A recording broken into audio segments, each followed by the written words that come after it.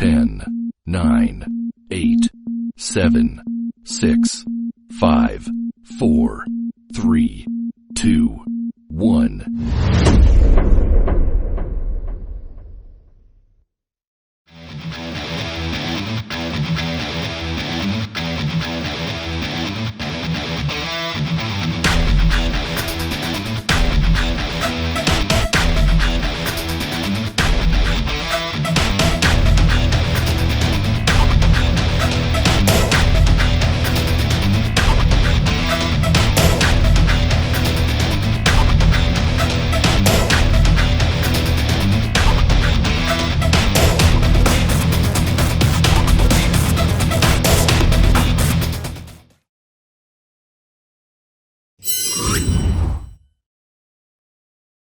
And we are here. It's not Wednesday night, but it is the Wednesday Night War. We are here. I guess you could also call it the Saturday Night Slam Masters, but I think that's still taken by the WWE, so let's not do that. We are going to get sued, good sir. Yeah, well, just pretend I didn't say that. Either way, we are here on a Saturday night. This is day 2 of the wrestling nonsense that we are doing this week here.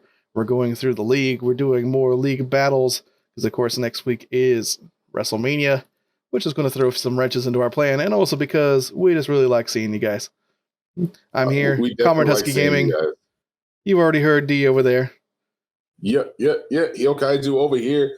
Spotted Menace. Let's get ready to get some stuff going. Let's get some grappling going, because we got some big, sweaty people throwing sweaty people all across the ring.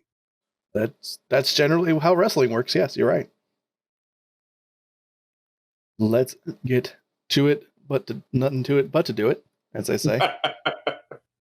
Let me switch over. Words right on. Yeah. They say something. I don't know what they say, but they do say something. Let's switch over to the gameplay here. There we go. Franco Silva and Andre Tyson. One Andre Tyson. Now, I was expecting a little bit more out of Andre Tyson, but he has been kind of getting the short end of the stick when it comes down to the draw. Just like a lot of people who just wrestle well against his style of wrestling. And now he's got to go up against the leader of the Fallen, who, aside from losing to Jacob Sapp, has been running roughshod over this. Matter of fact, all the Fallen have basically been running roughshod over the whole league. Roughshod is a good word for it, because they have been doing all sorts of mess within the B block. I mean, we could go over here into the ranking here, and outside of Jacob Sapp, which is in his league of his own, as much as we hate to say it, we have Cameron Chapman, not Jeff Sue, however, Fallen, Daryl Dunn, Martin Valentine, Franco Silva, Fallen, Lee Zhu, Fallen.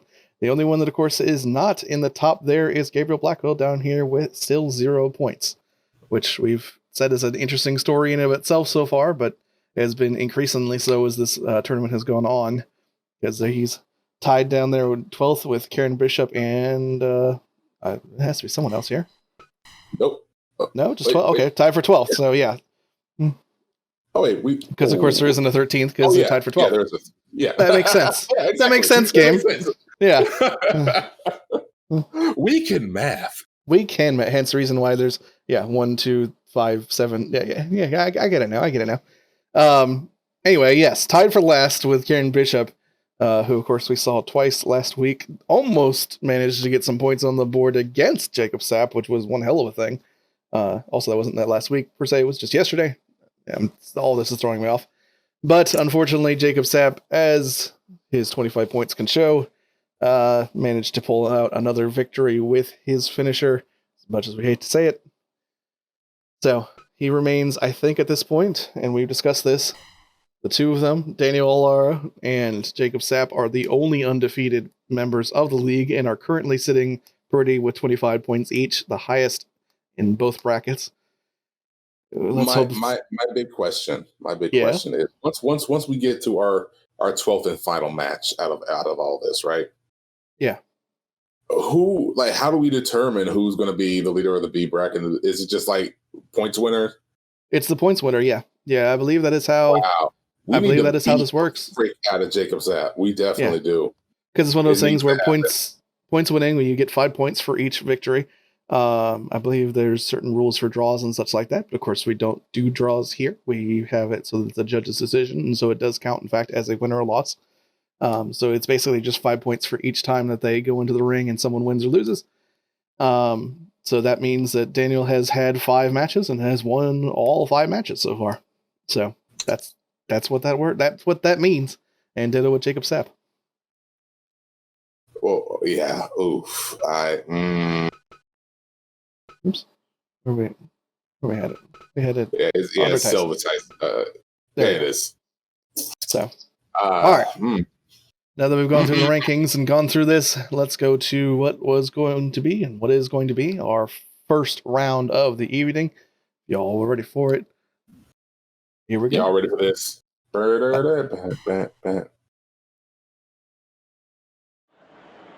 It's Saturday night. We can be as goofy as we want to be right about now. Plus, only Noms is watching so far, so.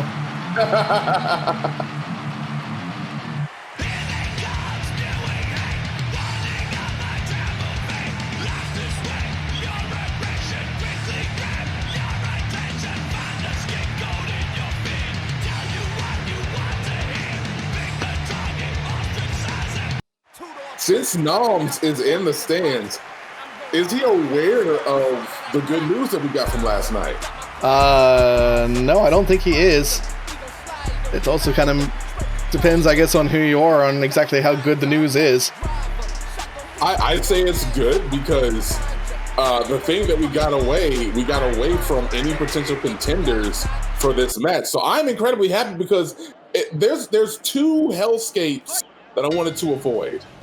One is the presence of Sapp and Alara for the championship. That's one. Right. Unfortunately, that's still there. It's still there. It's still there. And the second is the potential for there to be a Gremlin title winner, Gremlin title holder, and and a TWF title holder. That potential's gone, baby. It is. Yeah. Unfortunately, our friend and yours, the Dog Time himself, is not in this league. He did not qualify, but he did win the Gremlin title last night in a first to a fall match between all of the prospective little gremlins in, well, kind of in the entire sport here. So that is definitely good to see. But here we are. Since Franco Silva already has that loss to Jacob Sapp, really he's just trying to make sure that he keeps pace with them until somebody can unseat Sapp. Yeah, I would say that's probably a pretty good guess there. So like right now, like what makes Silva, which is one of the things that I incredibly like about him, which is why I signed him, is just the tenacious ability to just take somebody down. He's already busted Andre Tyson open. Andre Tyson only has the 1 victory, but he still is somebody that you don't want to trifle with. But as we see right there, just getting blown out with those haymakers. Yeah, just smacking him around this way, that way. It's kind of how we've seen Franco Silva be pretty much since the beginning of this league, especially. He has changed his gameplay up, as a lot of the TCW people did, kind of around the start of this league. But there's only so much of a change in gameplay that you can do, or change in game plan, I should say, when you're the Fallen. And most of that just went from, I'm gonna go from punching him a little into punching him a lot. Immediately the grounded headlock, but then he, transitions from a sprawl to that hammerlock from Andre Tyson. Andre Tyson, who doesn't really have the same kind of style and ability as the Fallen does, but he is a submission expert. But the problem is he's already been busted open. So what do you do when somebody's already busted you open? Yeah, I don't know. Especially when it's Franco Silva, a person who basically just seems like whenever he smells blood, he just goes even harder. And already he's doing just that, going even harder against. Yeah, just look at that. Just back and forth. Even Philadelphia's looking a little shocked at the brutality of it all. Oh. Got that chin. He's got to start stringing some offense together. It's kind of hard to do when you got somebody who can keep you at distance with straights and jabs. Yeah. And now you're at this point where like those straights and jabs will send you to the mat. Yeah, as we see just right there. Big machine gun knife chops there. Ooh, Andre looking like he's trying to do something, but no. In the ropes, but even still, momentum's still on Franco's side. It definitely takes a toll on it, even if you find yourself getting to the ropes and breaking the hole. I don't know if Andre has any more left in the tank. He's already kind of doubled over.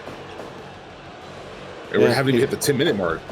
Yep, haven't even hit the 10-minute mark. He's already kind of gasping a little bit, bleeding, looking dazed from a couple of these punches. Not that, can't really blame him. It is Franco Silva, but even still, doesn't bode well for a victory here. Very smart play by Franco, stepping back, forcing Tyson to just come into you. Oh, there it is. Jesus Christ. We've seen that before with Franco Silva. I think we've even seen it in this league before. But yeah, that knockout power of Franco comes into play. Knockout victory in less than 10 minutes. Not a particularly, well, I don't know. I guess it's an impressive way to start for if your name is Franco, but other than that. I mean, like he busted him open with a lot of those ground strikes. Like immediately he was bringing them down to the mat and just like pounding on them.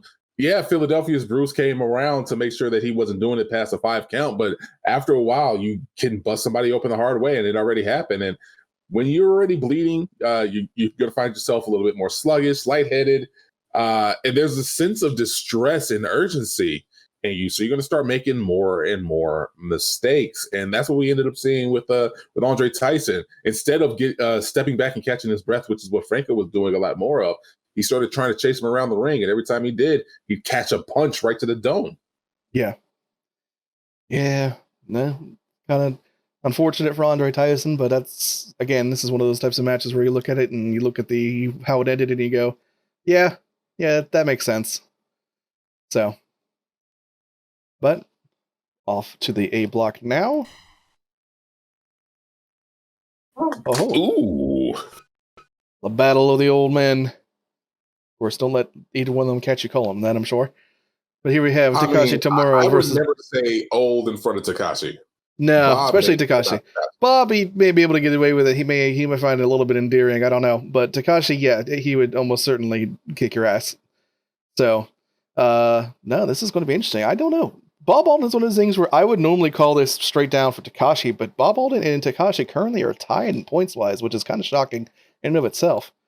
Takashi has not had the world's best tournament, and Bob has had, for a freelancer, a shockingly decent tournament. So, I'm not really sure who I would call for this one. You know what? I'm with you on that one. I thought I had something profound to say, but apparently not. Let's go for it. Let's see what happens. I think we just kind of let it happen. So here we go. We're letting it happen.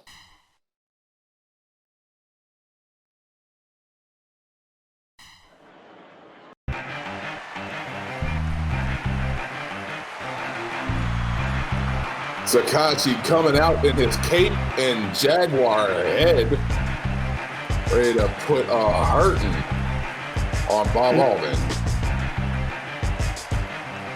The Tiger Shogun, former OWO heavyweight champion, of course, fighting one of the 2 freelancers in this A block here, Bob Alden. Now, see, as you said, he has been surprising. Like, he does have a couple of victories that I was not expecting him to get out of here.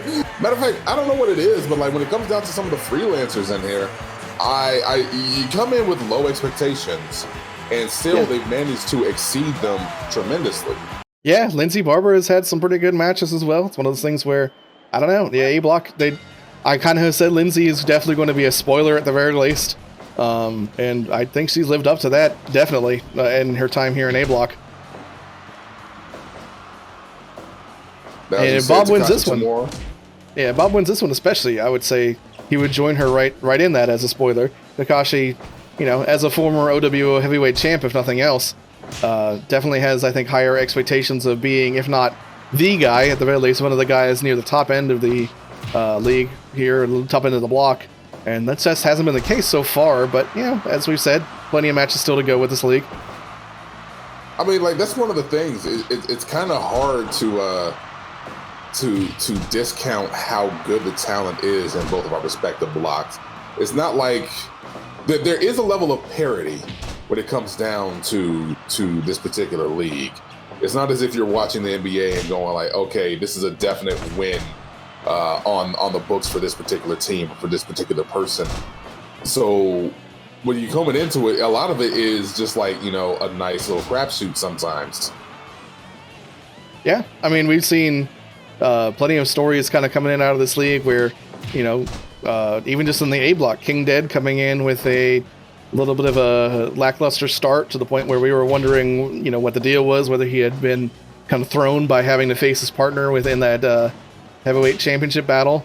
But then again, he just got a win last night. He could get a win here tonight if he wrestles again. He could go on, as you said, to be 8-4 or whatever it was. It's theoretically possible still.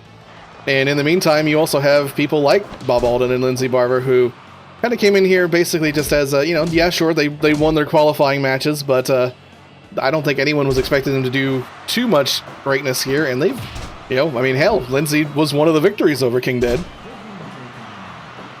Yeah, it's definitely not something that you want to sleep on when it comes down to any one of these competitors. I think the only reason why you can say that when it comes down to the freelancers that you don't expect much out of them is more to the fact that they don't have the lengthiest of records and you know, a large enough sample size to say that they are going to run the table or make any kind of showing in here. Right. Yeah, we just don't know enough about them. And also, it's one of those things where, of course, they haven't had the same amount of matches against some of these opponents, which, of course, you know, you go up against the same guy enough, you start to get kind of used to how they work and things like that, and also just learn potential counters and all that other good stuff.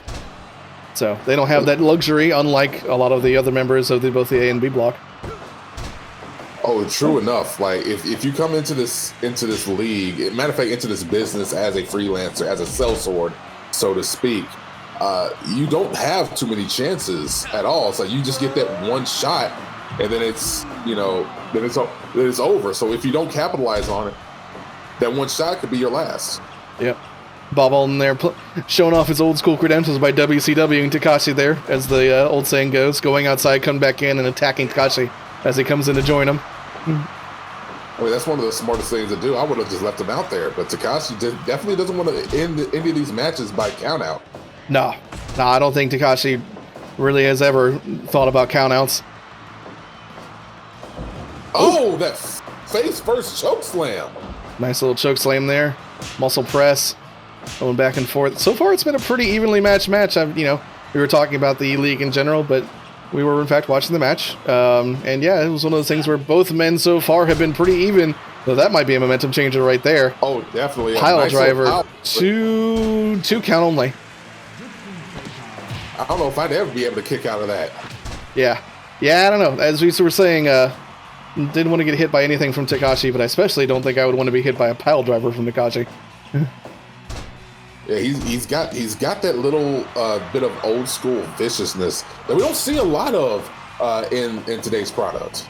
Yeah, I think pretty much the only other one I would say in the A block here, and in perhaps OW especially, would be Katya. Oh, throwing him inside. Katya, Mother Russia. Big elbow. Yeah. Nice little kidney punch right there. But TAKASHI gets right back up.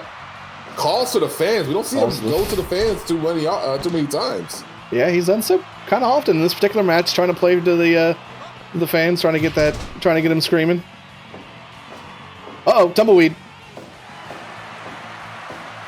Who's going to run up on top?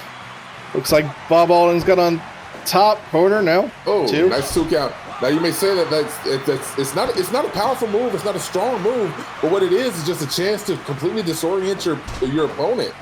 It's kind of hard to figure out how to kick out when you can't even make heads or tails of, you know, where the sky is. Yeah. Ooh, nice spine buster there too from Bob Alden. Folds him up. A near fall. Near 3 count. Off the ropes again. Another spine buster. Folds him up again. No. TAKASHI this time dodges the lariat just by punched him in the throat there. Oh, We're getting some nastiness from these old timers now. Yeah, this is an old school Haas fight right about now. Yeah. Again, stretch muffler from Takashi.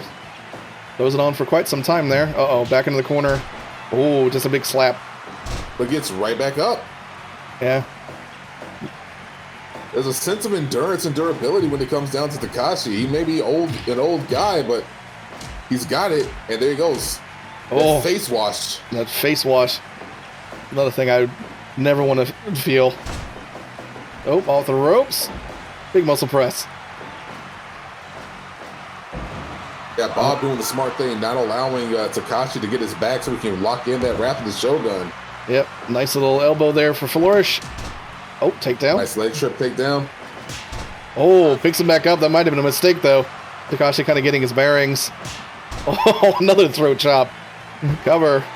Just two count. Big boots and sent him down, but then a drop toe hold right out of it. Uh-oh. Oh! That might be it, too! No! Oh. Pile driver again, number 2. That might be it. We're getting into that stage where just about anything could be number 3. Oh, tumbleweed.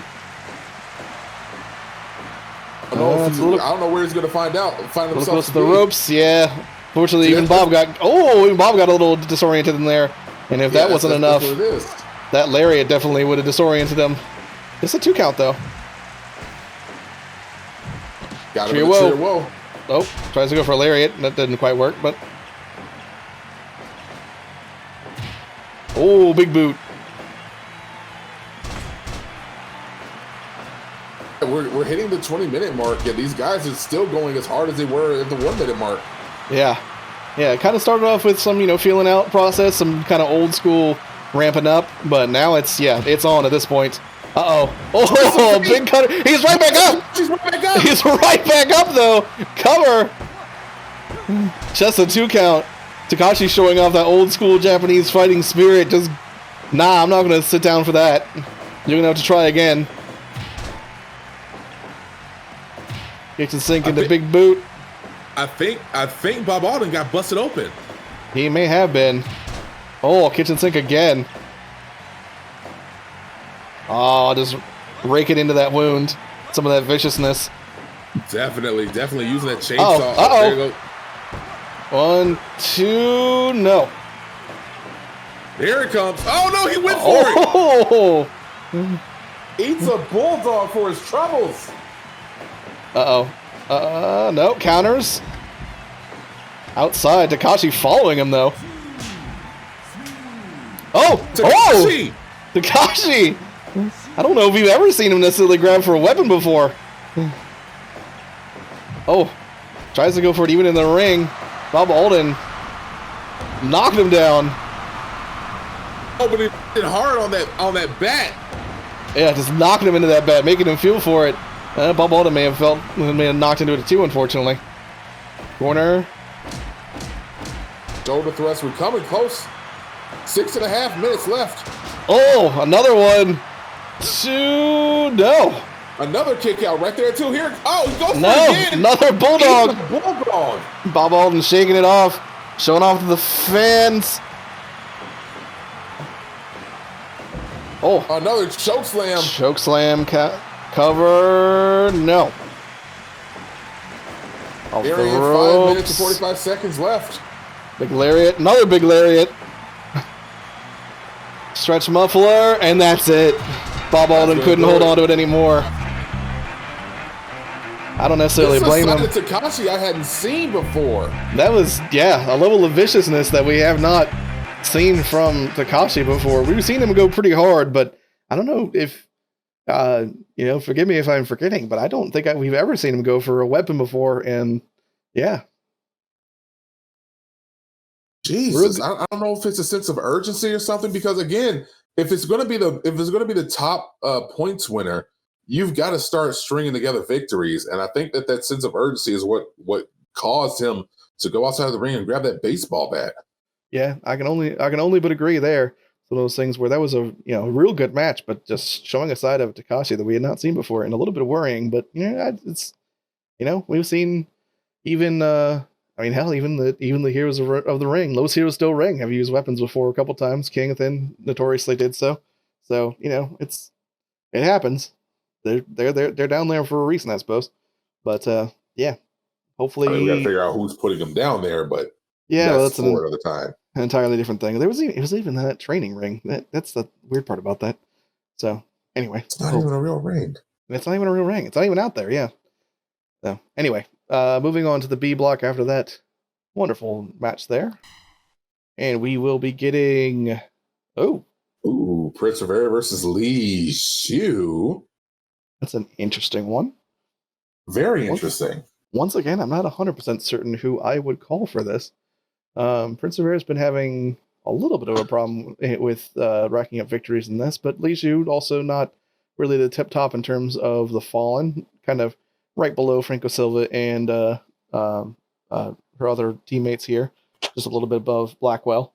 But yeah, I don't know. Should be an interesting matchup at the very least. So let's get to it. Yeah, let's give it a shot.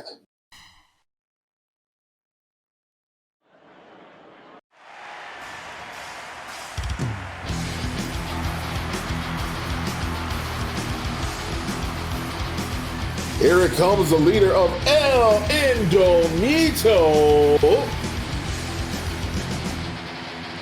Only 1-3 in a particular league, but then again, he has been having some bad luck on the draw. Like, he's definitely drawn Franco Silva before, I believe, DUNN as well. Those are two of the top that we have in this particular league, and I'm going to stop right now. Yep.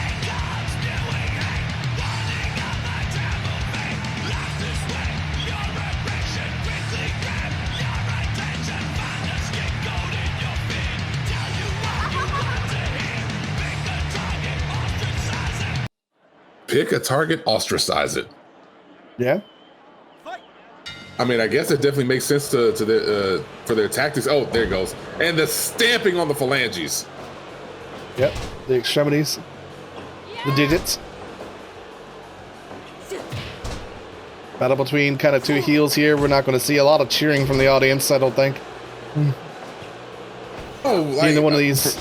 Both of these apparently do like Prince Rivera for some reason. Oh yeah, no, I was just about to say that. It's not like they don't have their fans in the audience, but it's sort of like you know, Los Ingobernables or even Bullet Club to a certain degree. You know, they may have their fans, but yeah, on the whole, I would say the audience is definitely going to be rooting against them. I think really pretty much the answer to who you would want to see beaten up in this match is just going to be a resounding yes. Yeah, you definitely want to see more blood spilt. We've already had 2 straight matches with blood spilt on the canvas. Let's see if we get a third. We shall see. It wouldn't surprise me if Li Shu especially went for a weapon. Although it wouldn't surprise me if Prince Rivera especially went for a weapon, to be honest with you. Basically, I'm expecting either war or just like the worst match I've ever seen in my life. I don't know if I would say that far, but at least you can put on a good match. I'm talking about like more from a rules standpoint. Oh, well, true enough, I guess. It's like nothing but 3 straight kicks to the nether regions. Yeah, just from some people. Just a match where both people come out and just kick each other in the dick until someone taps out. Yeah, no, I guess. You know, if you put it like that, actually, I wouldn't really put it between. Wouldn't say it'd be impossible between these two. True enough, because while they are all about, you know, strict fighting and very rules based offense, Li Shu, out of all 4 members of the Fallen, is one that definitely will go a little bit low with her strikes. Yeah. She wouldn't be too out of place inside a true, let's put it that way. There you go. Sure enough. Yep, here we go. We called it from the beginning, and there it was. Just 2. We didn't just see 3 in a row. Well. So far, this is all Li Shu right now. Prince Rivera can't. Oh, there's 3. Third. May not have been in a row, but there's definitely a third. Oh! Prince Rivera getting back up, though. Getting some momentum maybe for himself. A little drop kick. Nah, well, these are getting right back up, though. Oh, there we go. There we go. Momentum's definitely turning for him. There it is. That Romero Dragon Sleeper. Shades of the Gremlin.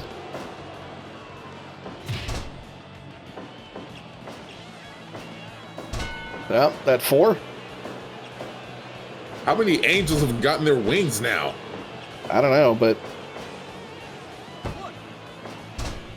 hopefully, I think Prince of Air is going to be sounding a little bit like a children's choir after the end of this. Like he's finally going to be hitting those notes on Ave Maria. Yeah, yeah. But despite all of this, like it's taken Lee a lot of energy just to try to keep up with the much faster Prince of Air. Like Prince of Air definitely has that junior-based fighting style, which has a lot of energy behind it. So like Lee, if she doesn't manage to put him away fast enough, she might have to end up dealing with the endurance that he has. Yeah. Although you can also put it the other way, where that faster style might blow him up faster. So we'd have to see who's going to win if this does go to an endurance match. Right now, though, I think it's just kind of back and forth and just heavy hitting nonsense as we've seen. Oh, that was lovely. Bulldog. Wheelbarrow bulldog into a step up. Enziguri? Driving X kick. Yeah, you're right. X kick. Step up X kick. Near fall right there. 10 minutes. Yeah, 10 minutes near fall off the axe kick. Although that was a damn good axe kick, so doesn't surprise me. Oh, nice executioner, high angle style drop kick there. We're getting another one. Nope, just a running knee.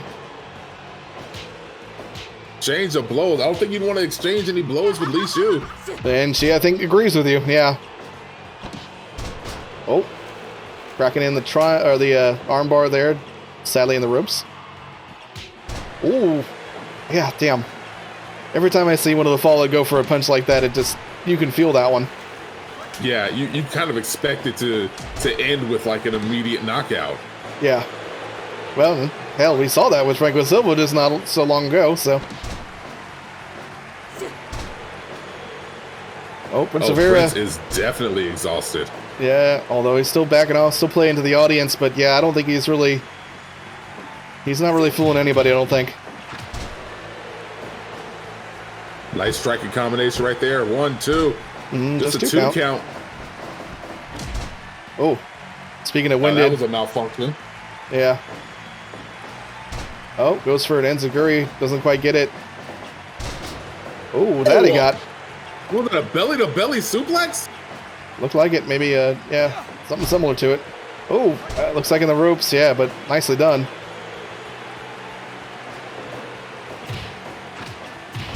Oh, catches Lee Zhu finally after a couple attempts there. And again.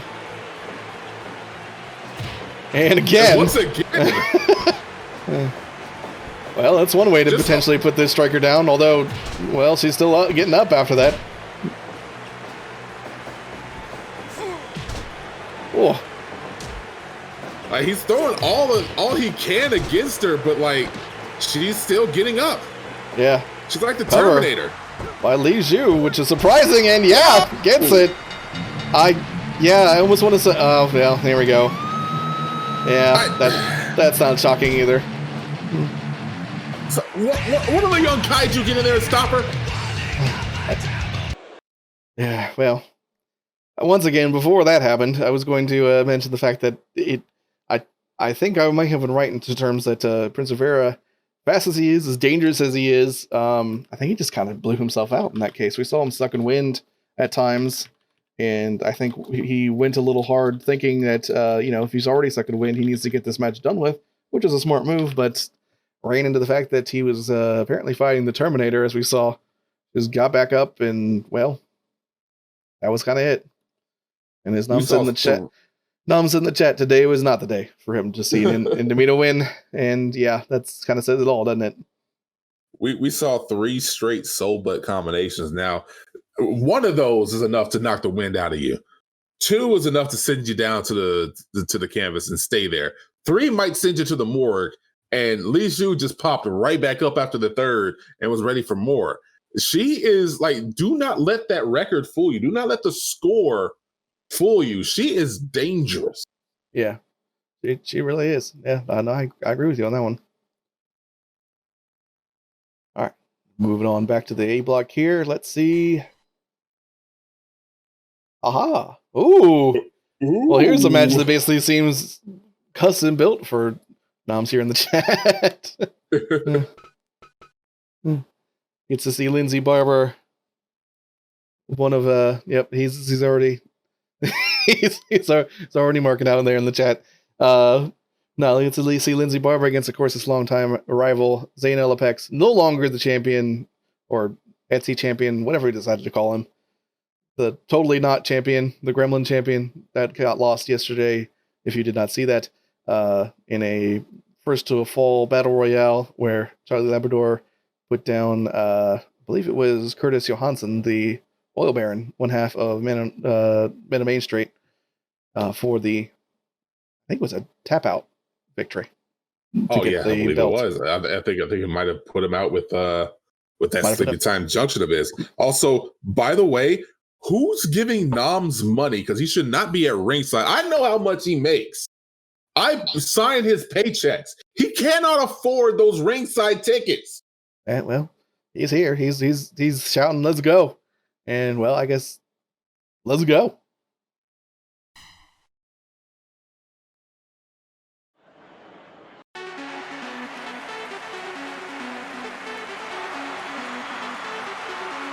Yep, coming out beltless, because of course he's no longer champion.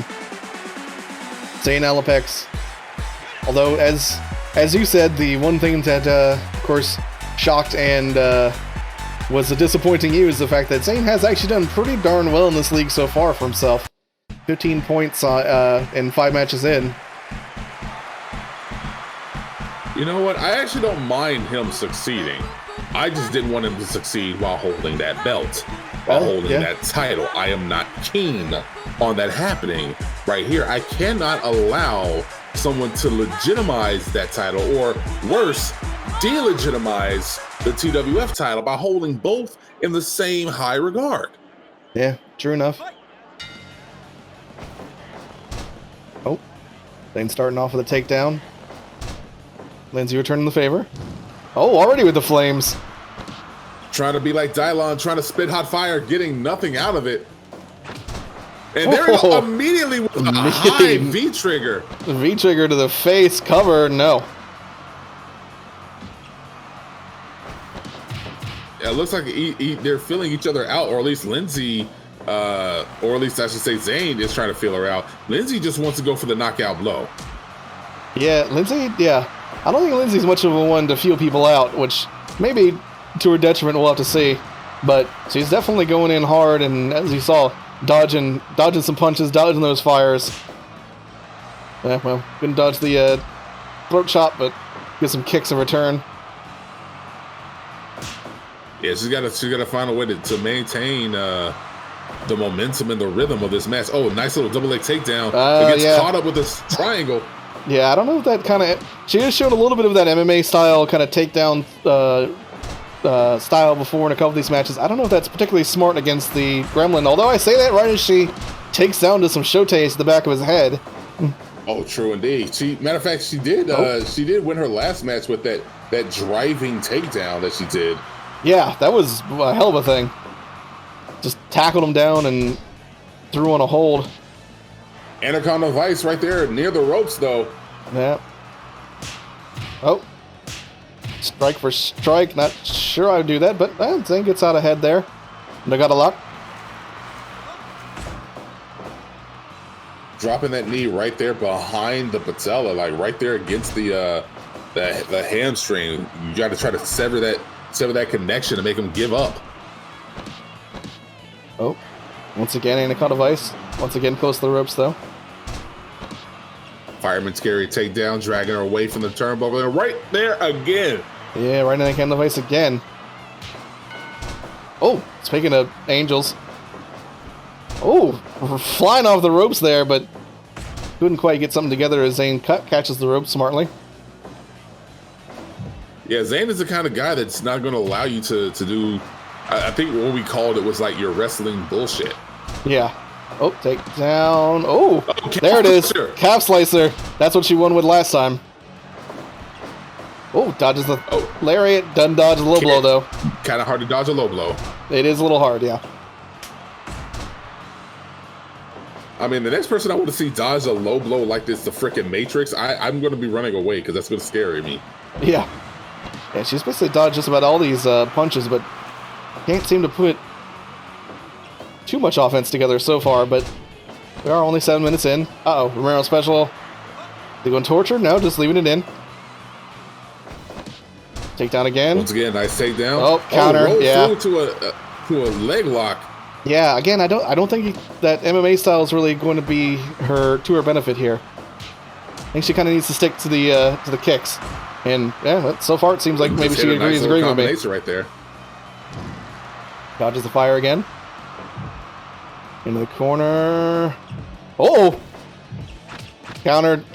Oh! Uh-oh. Here comes Gremlin Buster. Oh my god. Getting all of that in your face. That's the least appetizing thing that you would want. Yeah. Oh, in the corner. We're gonna see now. Oh.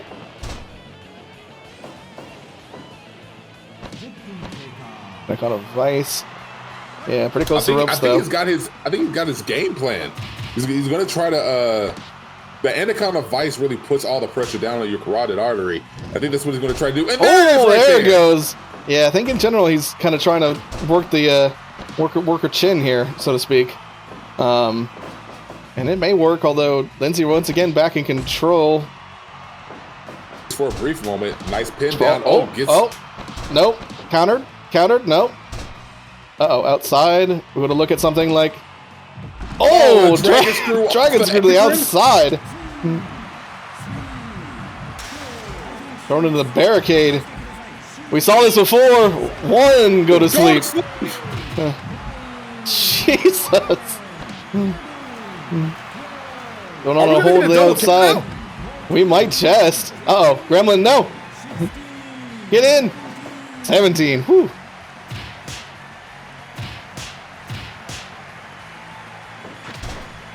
Big kick. Big slice to the face, though.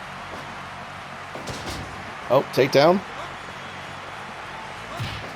Oh. Right now, Lindsay is in a dangerous position, even though she has most of the momentum going for her. Oh, what?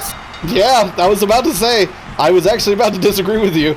That kick threw him into a daze, pretty obviously. Yeah, and I think he just did not have the power to get out of that. Lindsay going 3-2 now, I believe. Kind of just swapped Zayn in terms of his current points values. Zayn at 500 at 3-3. Lindsay at 3-2. Yeah, this is an interesting one. Like I said, I think I said it before and I'll say it again. Lindsay is definitely going to be a spoiler of a player here in the A block at the very least, and it's entirely possible she could go even further than that with the type of matches he's been having. But she's definitely getting a fan base going on from just the type of matches he's been having, if nothing else. Yeah, her approval rating is going through the roof right about now. Yeah, 13 minutes in, win by ankle hold, and she still got an 81 in a 3-star match. And you know what? I can't argue with that. So, all right, we move back to the B block here, where things are a little less there you go. KAREEM Kelleigh versus VINICIUS de FIORE.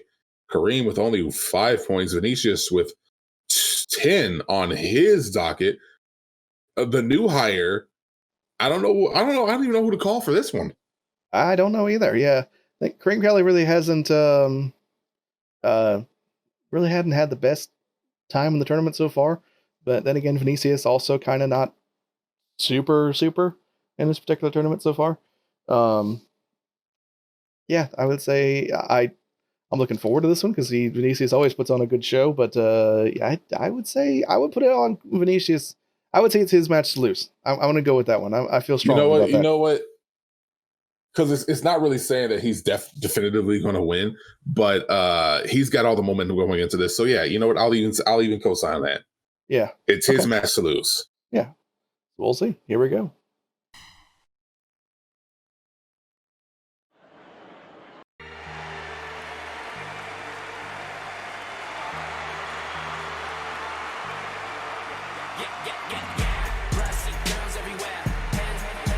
Kareem Kelleigh, only 1-3, but he still considers himself to be the man of the year.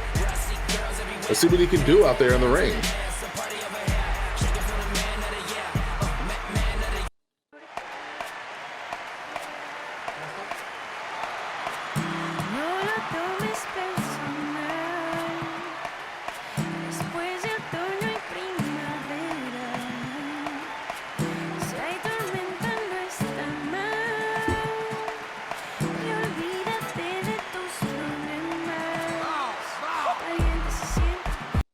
I love how his bow is completely on beat.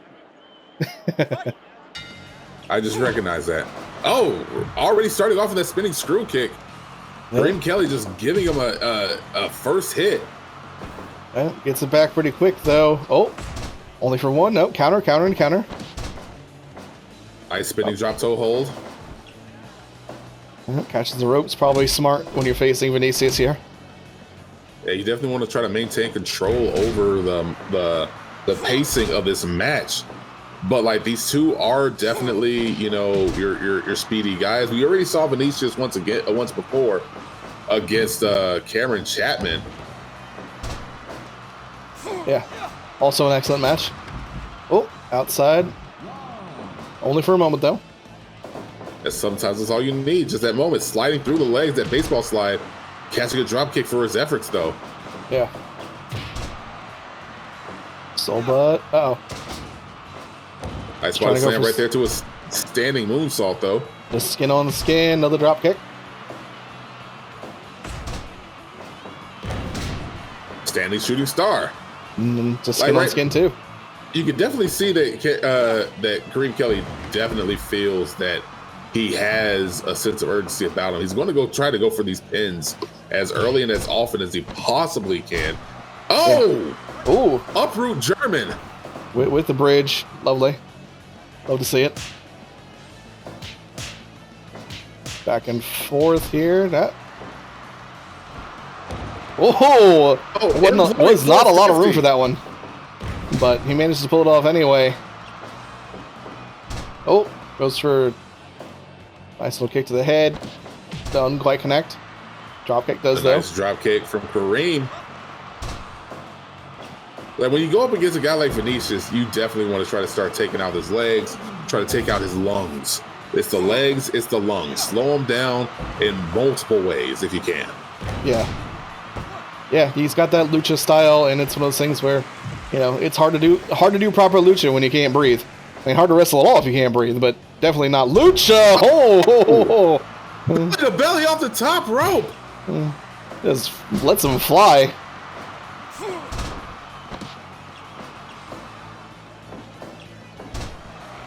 Figure four leg lock with Vinicius. Make sure that he puts his back to the nearest ropes. It makes it harder for Vinicius to move him closer to get the rope break. Yeah, that was smart. Those things where more people should be doing that. So kudos to Kareem for figuring that one out.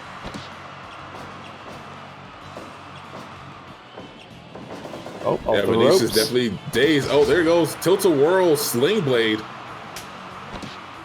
Oh. Then a Northern Lights driver. Northern Lights driver. Kareem back up all pretty quickly though. Only to get knocked back down. As long as he gets right back up again. Oh, that jumping enziguri right to the Lamaga straw. Oh, that looked a little dangerous. Going pop. There we go. There to a standing shooting star. Just 2 count. A little less dangerous that time. Again outside. Uh oh, this time Kareem following him. Shooting star. 1 and 2. And a 3. That just hit with it. Kareem just hit him with multiple. I mean, it makes sense to me. Yeah, I mean, shoot, if you can do it, go for it. Oh! Turning that into a stunner to his own Lamaga straw. But a rope break out of it. Into the corner. Oh. Oh. A nasty little kick combination. Bring back up first, though. But, counters. Calling for something here. Whatever it is, I don't think it's going to bode well for him. Oh. Oh. Samoan pop right there to a figure 4 jackknife. Just 2 count though. 11 minutes in. Oh. Just a lot of O's. A lot of painful stuff going on here. Still 2 count. Yeah, right now Vinicius is trying to maintain momentum. Oh, feet. Just popping out his shoulder there. Oh, one hell of a lariat. Jackknife. Still 2 count. Oh, onto the legs. Oh, baseball. Both people going for kicks. Oh, another one. Turn that into a stunner right there to a long draw once again. Trial 2. Still 2 count. Back and forth and back and forth and back and forth. Super kick. Kick. To Enziguri. Enziguri. Soul butt.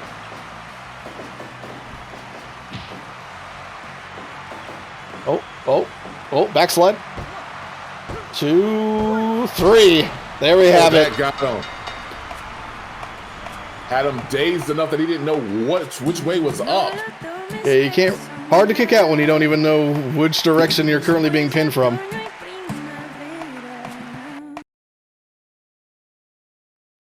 %, rating. That's definitely a testament to these two wrestlers and their ability. Indeed, indeed. And Vinicius going in for, only 13 minutes, can win with that backside at La Sparta backslide.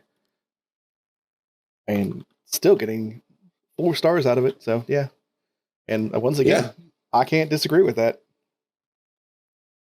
So they went at a fast pace. They went at 100 miles an hour from the very beginning. You definitely can't, fault either of these guys, win or lose. No, I agree. All right. Now, on that part, I do have to return real quick. Alrighty. We'll be going shortly to a break. We'll be right back. And we are back. Moving back on to the A block action here. Let's see. Drumroll, please. Who do we have? Oh. This is a different setup compared to what happened between Franco Silva and Gabriel Blackwell. Like that one, it felt more like if Gabriel Blackwell did not impress, he was going to be kicked out of the Fallen. Here, it just feels like Daniel's going to have fun with Militsa and vice versa. Yeah, I think this is just going to be one of those things where it's. I dare not use the word friendly because I don't think it's going to come across as friendly, but I think both of them will mean well to each other. Let's put it that way. Even if it gets bloody, which let's face it, it's Daniel, so it's entirely possible. So, yeah, let's see. This will be an interesting one, especially if Militsa wins. One of those things where that would unseat Daniel as the current undefeated in the A bracket. So. But one can only hope and wish and dream and pray. Yeah. And pray. And pray. And pray. But here we go.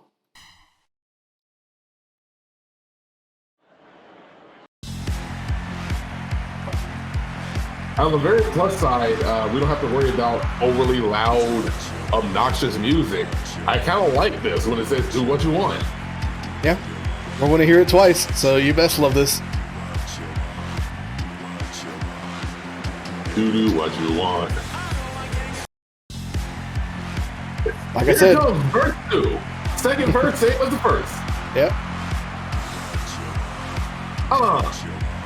Okay. Yes. Indeed.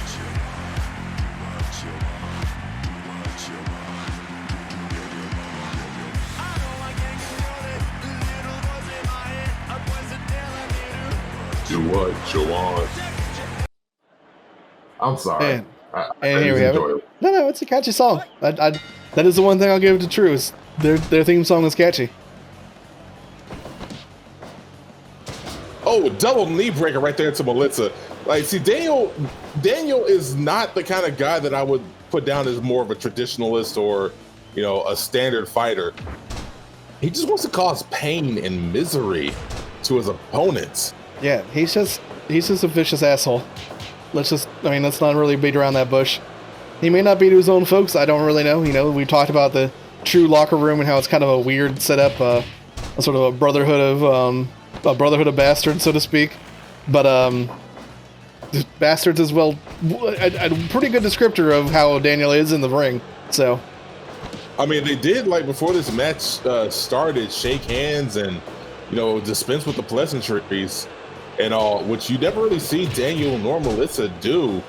So it's like, I think it's like, you know, professional courtesy where they you know, fully believe that when they step foot into the ring, they're going to knock the hell out of each other. They are not going to pull any punches. Melissa's going to try to knock Daniel's head off, and Daniel's going to try to, I don't want to use the word violate, but just absolutely massacre Melissa. Yeah. Yeah, no, I would agree. I think both of them understand what they're getting into here. There's no real, you know, no bad blood necessarily between the two, but they're going in there to have a wrestling match, and in the true style. And the true style is, we're going to hurt each other. Like that honestly is what makes you a dangerous faction. Like not a group of people who are just there to have fun and enjoy each other's company and share tea with your pinky up and extend it at a 45-degree angle. It's like, no, what they say, steel sharpens steel, right? That's I guess is what true in their mentality actually is. Steel sharpens steel. Melissa trying to knock your head off and Daniel trying to bust your chin and your jaw on a steel chair is what makes you stronger as an opponent. Yeah.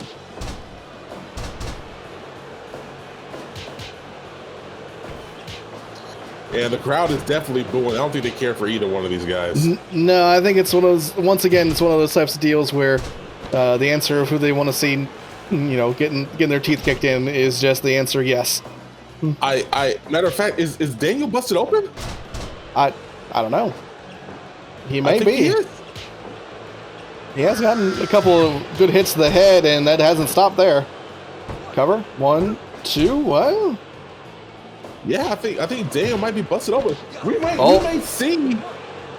may see Melissa surprise the world get here. Upper hand on this. Shock the world. Yeah, it looks like he left a little blood on the canvas there. You might be right. He may be a little bleeding. Not heavily so far, but definitely a little bit of blood. Oh, and doing a little bit of, as I said, not so friendly competition there.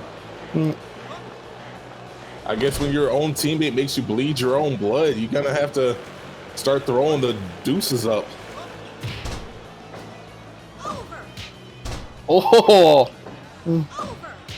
just 1, 2. One more time? No. Just knocks to the back of the head instead. Yeah, we are showing getting off a few the guns. cheers now. Yeah, little cheers every now and again. Seems the Melitza's kind of been the face of this particular engagement here. I guess it's more like the enemy of my enemy is my friend. The conqueror of the bastard of all bastards is the face, I guess. Yeah. Well, that, and you also have kind of an underdog mentality here. Melitsa definitely lower on the totem pole in this league ranking so far than Daniel is. Kind of comes with facing the only, you know, undefeated person on the A block so far. Oh, get into a striking match. Blows. Big boot gets the win. Daniel. Perhaps wisely taking the breath, but Melissa is not letting up with those just big right hands. But the problem is, like, does she have the ability to go for the pin? I don't know. Definitely going in for some submissions here.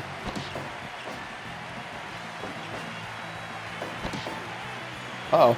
There goes double knee buster right there. But she gets right back up. Choke chain. Choke chain. Shades of Denora, his partner. Oh, trying to go for the punches, get it shrugged off. In this tournament. No, the only, well, actually, no, not the only member. These two are, I believe, the only members of True in here, so. Yeah, Murder Grandma's not in here. No, neither one of them, yeah. Melissa kind of, was one of those that was kind of surprised that she was the one who got qualified out of all of them. Oh, fold her up. There he goes. That William Regal stretch. Oh, getting a stretch of her own on in there. To the ropes, though. Oh, Goes right for the pin after that. One, hook style two. combination gets a 2 count. Nearing 15 minutes. MILITSA doing a smart thing, catching her breath. Yeah. But then eats a 2-piece for her troubles. Yeah, once again, put in a stretch. That is right in the middle of the ring was where that started. She finds the key, though. Uh-oh. Once again double knees. That gut buster right there. Definitely not going to help with the breathing issue. Oh, it was a straight up choke. That is an illegal maneuver, which is why he was... Oh, Daniel getting the... Stealing the move of MILITSA. Did not get the... Oh, right back at him! Oh! Would you look at that? Both of them kind of playing nasty with each other there. Daniel throwing MILITSA's right, and MILITSA's like, yeah, I could do that too, throwing him right back into the choke chain.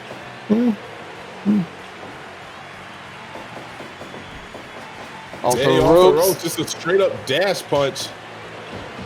Oh, shrugs it off, goes in for that nasty neck hold.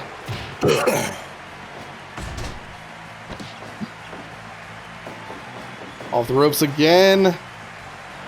Cable's elbow. But Daniel is definitely down bad right there with his energy. He Yeah, doesn't got a lot in the tank right now.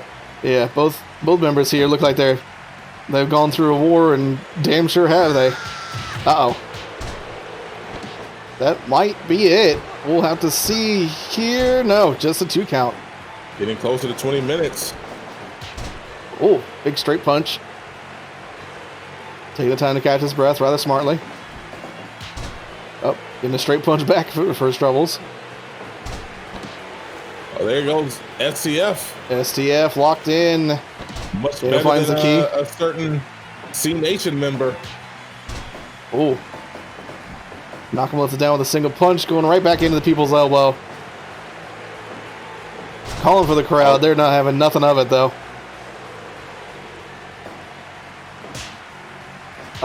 Exchange of blows right there. Less than 10 minutes left. Oh. Big Boot gets the win again. Oh. Uh-oh. Pillmanizer. MILITSA just right back up, but yeah, she might be a little hurt from that. Like I said, I did not expect either one of them to go easy, and they definitely haven't on each other. Another Manhattan drop. Just a vicious combination. Oh, but a straight overhand right. Straight overhand right, knocking him on his ass, and there we have it!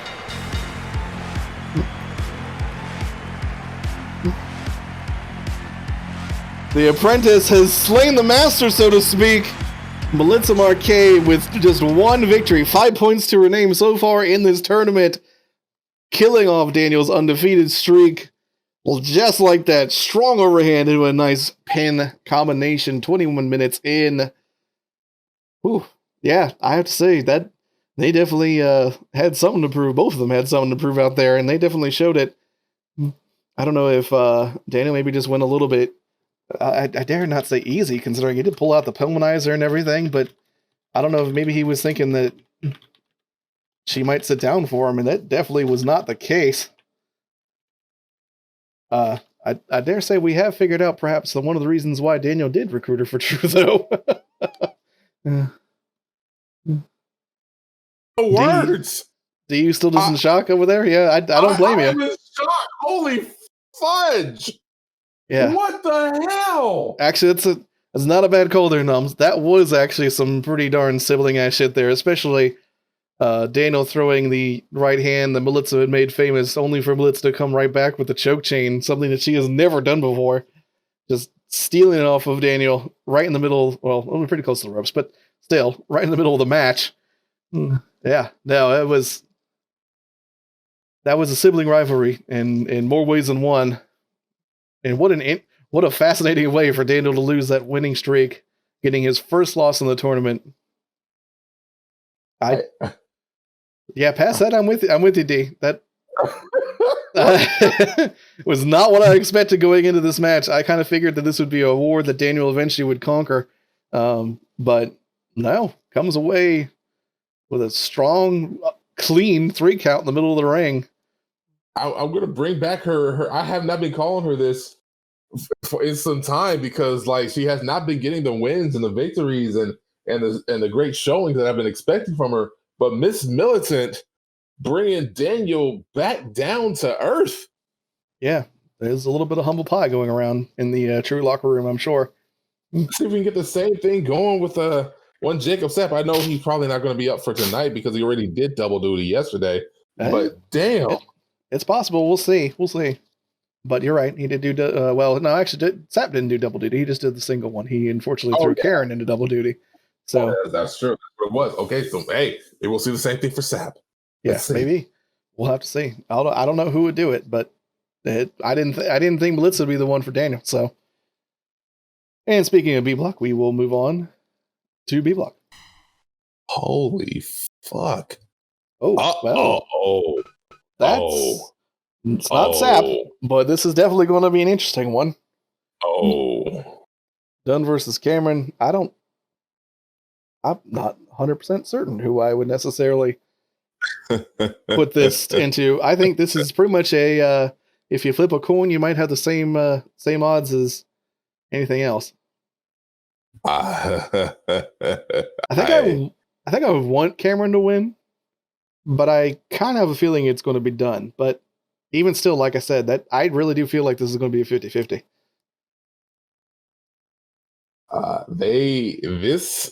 Go ahead and run us through. This is an interesting match. Indeed. Oh, and go. Go. There we go. So Cam over here, a lot of people don't know, is the one that actually pulled Darrell Dunn into the world of professional wrestling. He was the one who initially trained him, and he's the one who pulled him in to the short-lived faction Get Money Inc. with him and KAREEM KELLEIGH. Yeah, so this is so what you're saying is that we went from a sibling rivalry into a mentor rivalry. Yeah, to hear Dunn tell it, Cam brought him in, saw he was a blue chip prospect, and he trained him. But the only problem is Dunn's whole background is basically combat sports. He was basically a 2-star athlete in high school, did a lot of amateur wrestling, turned to kickboxing, turned to a bit of just regular boxing.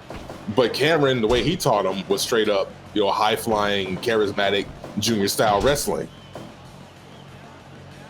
Right. And the kind of problem is, like, if it's not completely compatible with you, which it wasn't, you're not going to get the most of your ability. And sure enough, that's what happened, and that's what turned him into the bastard that he is today. Yeah, well, bastard, yes, but the bastard with a belt. Yeah, bastard with the belt. That's definitely one way to put it. And right now, it looks like Cam has Dunn's number at the moment. So far, takedown attempts. No, Cameron managed to catch it. Yeah, right now it's all Cam.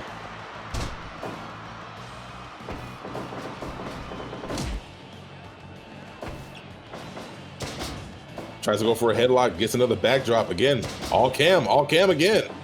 Yeah, so far, and once again, yeah. Well, maybe I may have called this one right then. Like I said, I think I was rooting for Cam from the beginning here, and I think I definitely am now.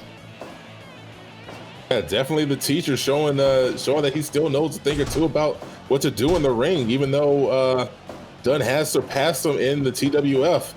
It's still, Cam has a few tricks to teach him. Yeah. It's one of those types of deals where it could be, I taught him everything he knows, but not everything I know. Nice front kick, getting some distance from Dunn. Right now, it's all about keeping Dunn on the back foot. You don't want to let him get, missing that rolling discus lariat. That was a lovely counter there. Excellent reaction times for Cameron. 5-star clutch right there. Dunn has not been able to get out of the gates.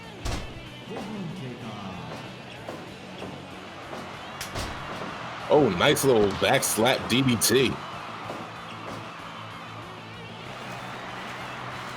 Oh, but it's Cam with the sleeper.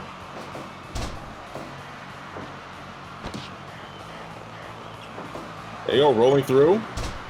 Nice takedown. Nice takedown. Nice counter into that. See, that's why Cam doesn't want to let Dunn get a hold of him. Yeah, because it's one of those things where I would say this sort of stuff is the one thing that Dunn has over Cameron at this point. Double leg takedown, but then right there gets kicked off of him. And that MMA style, those takedowns, that sort of thing. I don't know. We've seen Cameron do decently well in those sorts of situations, but it's definitely not his kind of style of combat sports. Oh, a kick to the face to the teacher, and meets it with a step-up enziguri of his own, right to a Boston Crab. Right into a Boston Crab. Cameron is kind of shrugging that off. Not easy to do. Try to get kicked in the face and then just throw someone back into an enziguri. Oh, that spinning dragon's tail.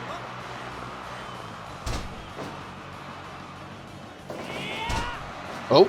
Was going for it at the right time. Oh, super hits, kick. Falls into it. A two count. Yeah, he's got to find some way to maintain momentum right here. Yeah. Another takedown. And once again, Dunn just kind of getting the best out of those kind of more MMA style ground game. Oh. Oh, that V trigger right out of nowhere. Trigger. Oh, big stomp just to prove his point. DDT. Oh, double knee moonsault. Leg dodges the kick cover. Oh, wing clipper. Wing clipper into enziguri. Oh, Dunn forcing his way back. Another double stomp. Oh, nice little combination there. And he's still showing that he does have a ground game if he wants to slow down the momentum. I think this is going to be his best bet right now. Try to slow down the momentum whenever Dunn tries to come back. Yeah. Oh, there's that kick again. Yeah, this time. Sure enough, there comes that momentum. Yeah, Dunn maintaining control this time, although we're back into a back and forth here. Oh, nasty kick. Single leg, elevated Boston Crab.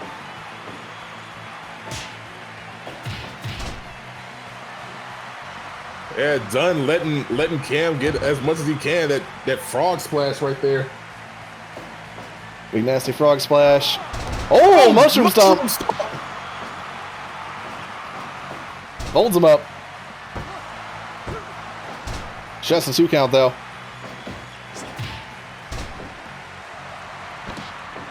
Yeah, Dunn calling.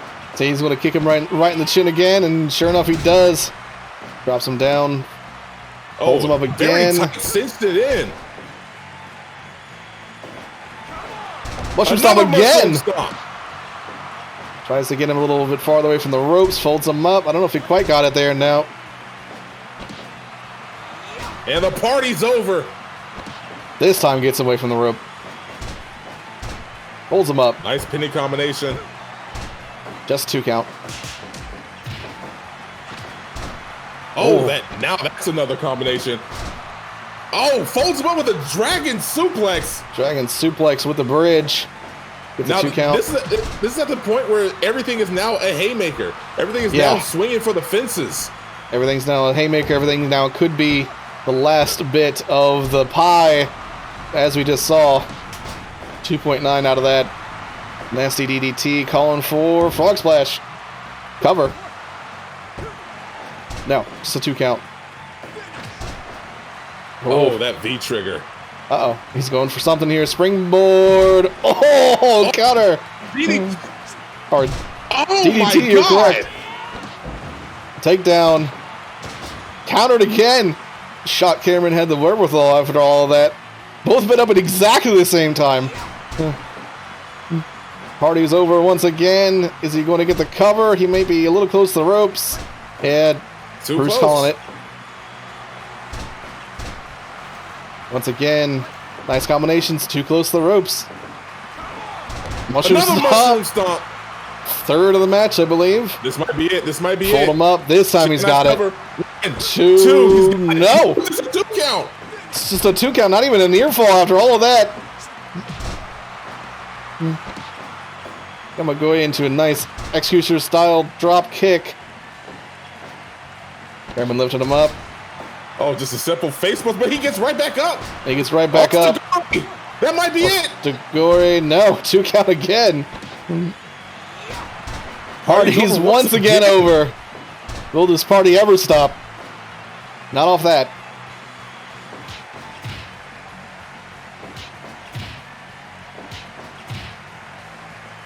Calling for something big, Enziguri. No, gets back up. Oh, big kick to the head. Sharp kick. Cover out of that. Nah, just 2 count. Oh, nasty face buster there. Just stacks him to the floor. Cameron's still not giving up. Another mushroom kick there. Just mushroom stomp. You can't. Just another 2 count.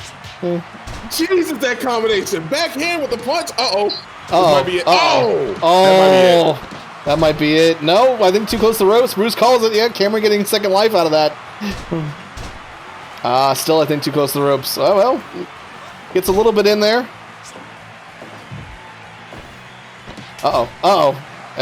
Nasty DDT. Is going to be set up for something here. Top rope. Frog splash. Cover. 1, 2. No! Just a 2 count. 7 minutes left. Cameron gives one of his Now own. he's going for it. 2.9 gets a little better. Off the top again. Oh, the MX, the nasty knees to the face, big stomps, and that's it. That'll do it. That'll do it. Yeah, you can only get hit in the face so many times before you really just have to say enough's enough. And in my opinion, Cameron may have gotten even past that point. Yeah, 23 minutes on the dot. 100 match evaluation. Jesus Christ. I can't argue with that one either. That was a hell of a thing to watch and to experience. That could have gone either way. The way that Cameron was fighting at the beginning and even towards the end, it could have gone either way. Hit 3 mushroom stomps. 4, mushroom I stomps. think. I think 4 mushroom stomps and 3 parties overs. And that party didn't stop. And once again, God, Dunn finishing it off with the face stomps. I think he's done that before with somebody else here in the tournament. I figure like usually I don't like using the term finisher, but like what he usually goes to for the well is that headlock driver. But Cameron just kicked out of that. So I figure he's going, you know what? If I cannot beat you with a pinfall, I'm just going to stomp you until you tell the ref to stop. Yeah. No, that's fair. And Cameron had to. And, you know, like I said, probably past the time he really should have if he's looking in the grand scheme of the league and as a whole. But yeah, I can't deny he put on a hell of a match. And as you said, that I called at the beginning this was going to be a coin flip. And that match, I think if you had flipped a coin, you probably would have gotten the same level. So, oh. My word. Magic subscription noise. Startled me. I forgot I actually set that up properly. uh-huh. So anyway, back to the A block here. After that, I don't know. That up. I don't know how you're going to follow that one up, but we will see. What does A block have to offer us?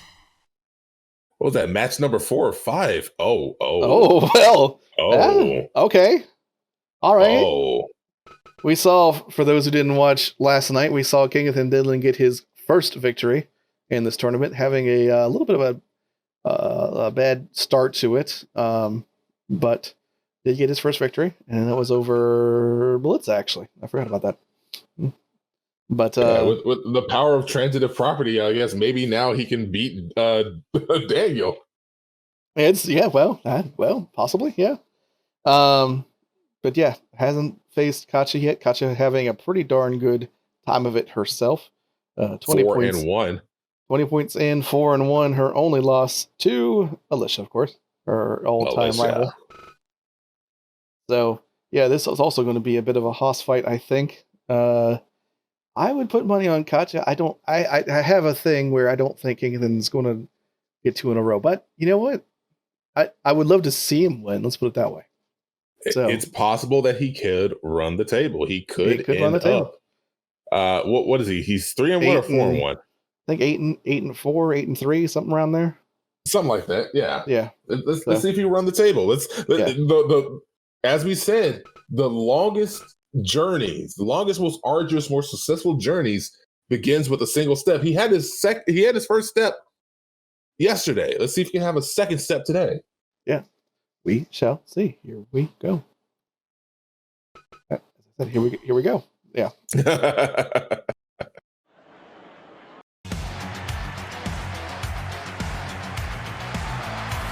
Dance for his game.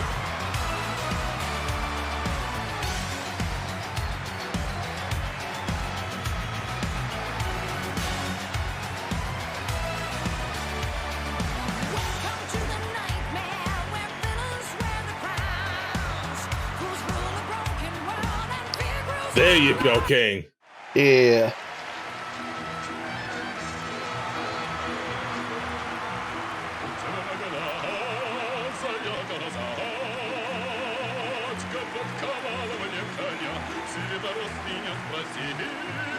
Yeah, sing your song over there, Katya.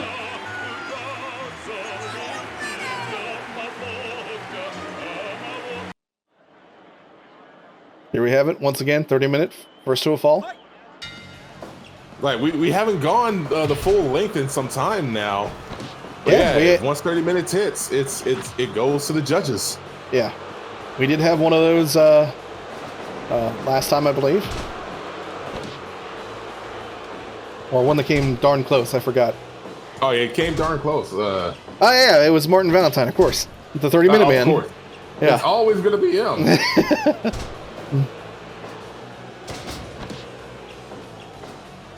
Kingathan DEADLAN, as we said, has not had the best of records in this tourney, but that doesn't mean anything because every match counts.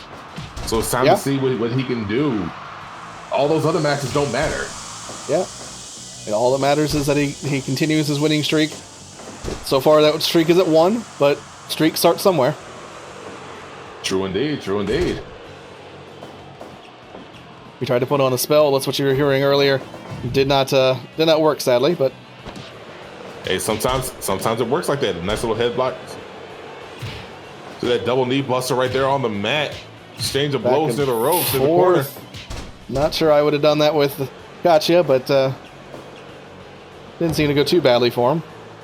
Yeah, the last thing you want to do is let Katya lay hands on you. Oh, counter takedown. Into the ropes. Oh, didn't quite get something off, but gets a little. Can maintain his momentum there. Doing a little dance. I don't think that's the right Katya, time to be. Seems to be mesmerizing Katya with his dance moves. It worked out apparently. Oh, that was a sharp, high-angle backdrop. Oh, we've seen that before. That huge lariat. Oh, Katya said, nope. Can't pick me up yet. You may be strong, but I'm pretty big. She's like, I have the strength of the motherland behind me. There's no picking me up until I say I'm ready. Oh, speaking of picking up, vertical brainbuster. Oh, and just stepping. Oh, maybe calling for the bear hug. Nope, sweep the leg. And bring it down. She is the walking, talking embodiment of the Cobra Kai dojo. Just power and strength. Oh, once again with that lariat. 1, 2. Oh, near fall already. It's 7 minutes in. And it's not looking good for King. I mean, you get yourself lariated enough to have fire explode out of you. Yeah, it's not a great feeling, I'm sure. Yeah, vertical brainbuster, delayed again. And once again, just stepping on King to add a little bit to it. Big spear. Nice King's spear back up, of though. nowhere. Oh! Ow! You can feel that from the stands. King just getting knocked out of the ring. Dropping those knees on him. Oh my god! Jig I've choke never bomb. seen her do that before. Oh, hero punches. Nice way to get out of that. Over clutch, straight jacket version. Just Sharp elbows. elbows. Russian hook combination though. Reminiscent of his own partner. Yep. Rippy got the mask, but she missed that that attempted spear. The attempted spear didn't go anywhere. Romero special. Oh, catches the arm. Right into that Fujiwara arm bar. Oh, once again, combination here. Big kick. Uh-oh. Yeah. Oh, that discus lariat, but she's still down. She's still down. King's back up first. Oh, big boot, though. Kind of hard to stay on your feet when you get hit with a size 17 Russian boot. Yeah. Oh, well, Catch is kind of sucking air, though. And, I mean, King's is dancing. So, we know who's a bit more, or the stamina is affecting more. He Falcon Arrow!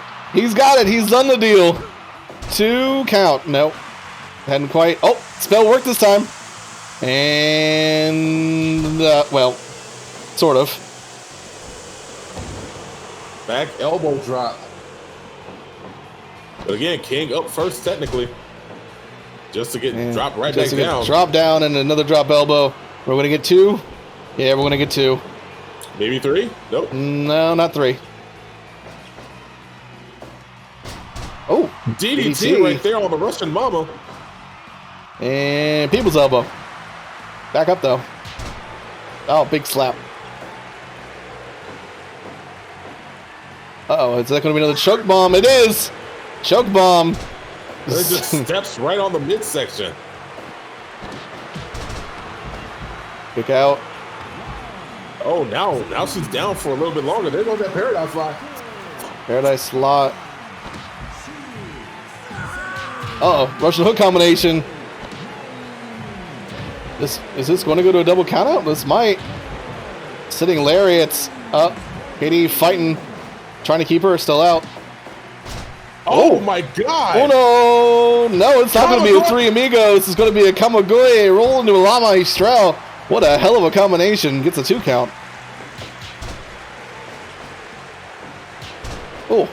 Yeah, as you said, she's sucking air, but KD still seems spry as ever. Yeah, KD seems spry as ever, but it's not necessarily the spryness, it's the damage done. And KD's out on his feet a little bit here. Yeah. He saw it coming, still couldn't block it. Uh-oh, yeah.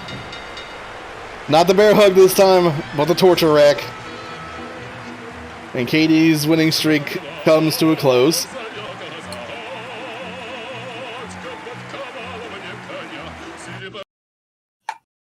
That's a shame. That is a shame. But a 95% match evaluation, a 4-star rating. Still a good showing by KINGATHAN DEADLAN. It was a hell of a match. It's a shame that we saw loss here.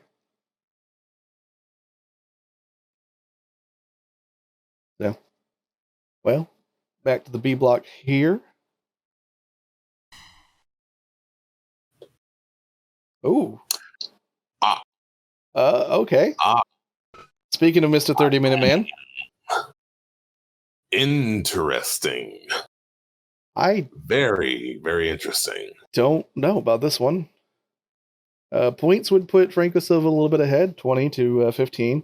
Martin Valentine's win-loss record has not been supreme, but yeah, again, it's one of those things where he's right behind the likes of Franco Silva, KAM'RON, all that type of stuff. He's kind of, if Sap and DUNN are at A and Franco Silva and Jeff Su and KAM'RON are at B, he's comfortably at C, maybe C+. But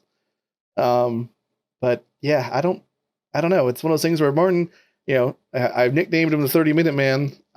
He's been having excellent long matches every single time. I don't know if he can pull that off with Franco Silva. I mean, the thing that I definitely got to give Martin credit for is, while he may not be the best one at dishing it out, he definitely could take it. Franco Silva has already beaten our TCW world champion in Darrell Dunn once before in this match, but maybe, who knows? Maybe it's Martin Valentine who has the special formula to get through this, because again, Jeff Su was able to go 30 minutes with him.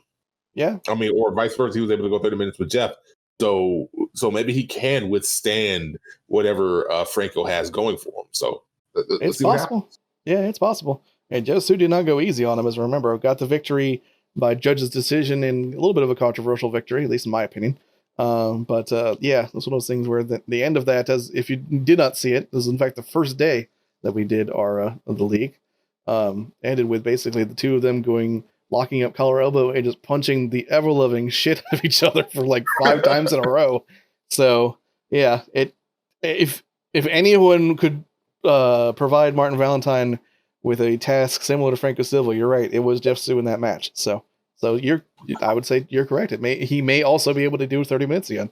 So only way to find out is to see it.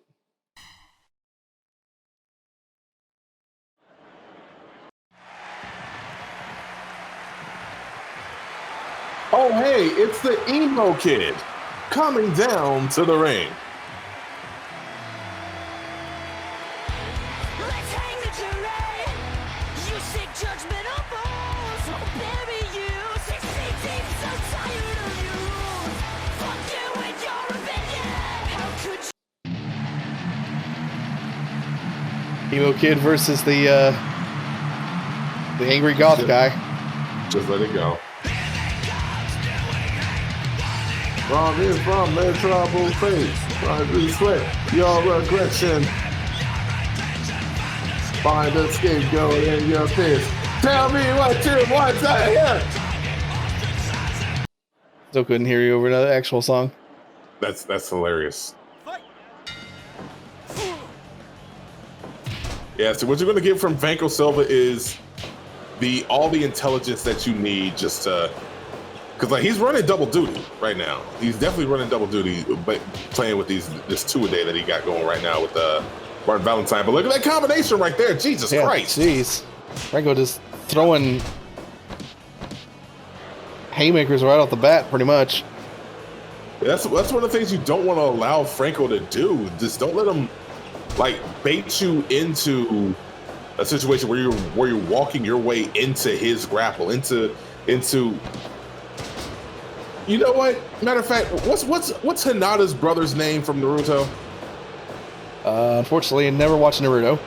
Yeah, see, whatever his name is, the guy had this whole thing where he has a dome of energy, and he's straight up like, if you cross into this, you're getting your ass fucked up.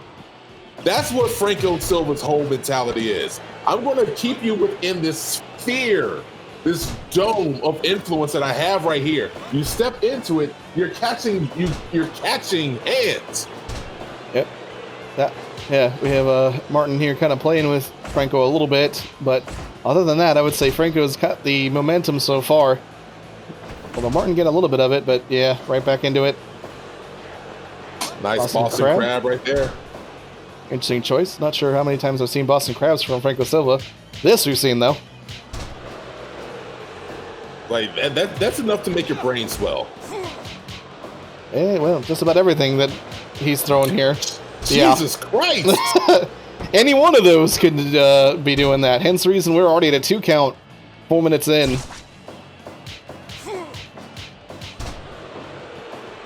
My Cover Lord. again. 2 count still. 5 minutes have passed. I mean, Martin Valentine, who has a very heavy, very big tank, is already like sucking air. Yeah. I mean, that's what happens when you basically have a micro concussion the very second you get into the ring. Yeah.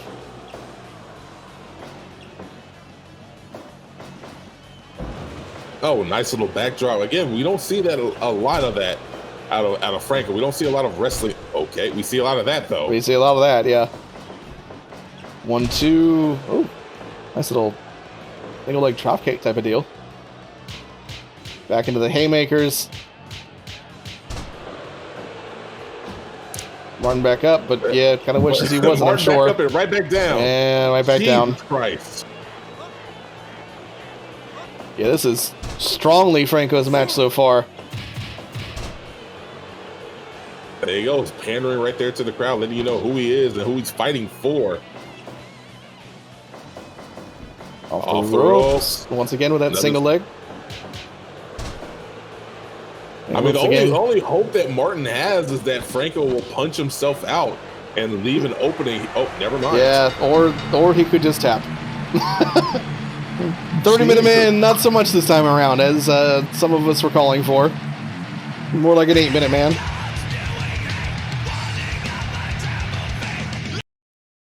Yeah, once again, it's I hate to say it, but kind of called it. Yeah, I think what it is with Silva is after that loss to Sap, he's just saying, you know what, I'm not going to toy with these wrestling ants. I'm just going to beat the shit out of everyone I encounter. Yeah, and so he has done, beating people silly, and that's kind of what he's done. He's done well so far. So yeah, well, Jesus Christ, those punches. Dipped in the B block shortly, right on back to the A block. Yeah, A block sitting here looking at a Franco Silva match and going like, man, please, can I get a break? Like, I want a chance to breathe real quick. Yeah, no time. Got to get ALYSHA versus Red in here.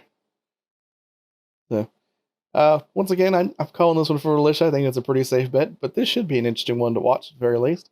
Red's kind of put some surprises on some of these people. Not surprises, unfortunately, that have gotten many victories, with his only victory so far being against King in a very big surprise.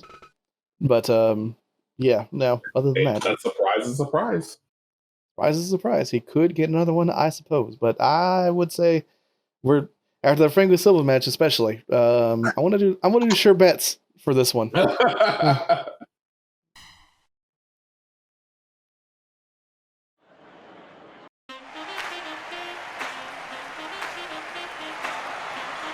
Well, whatever you say about him, he definitely has the fans' favorite music.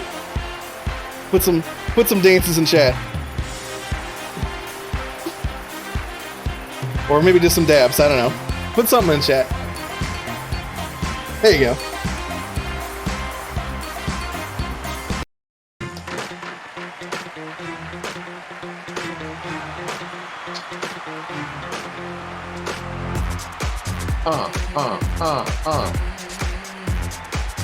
This is one of those songs that make you twerk to it when you have no ass. Hey, well, that's not a problem for ALYSHA.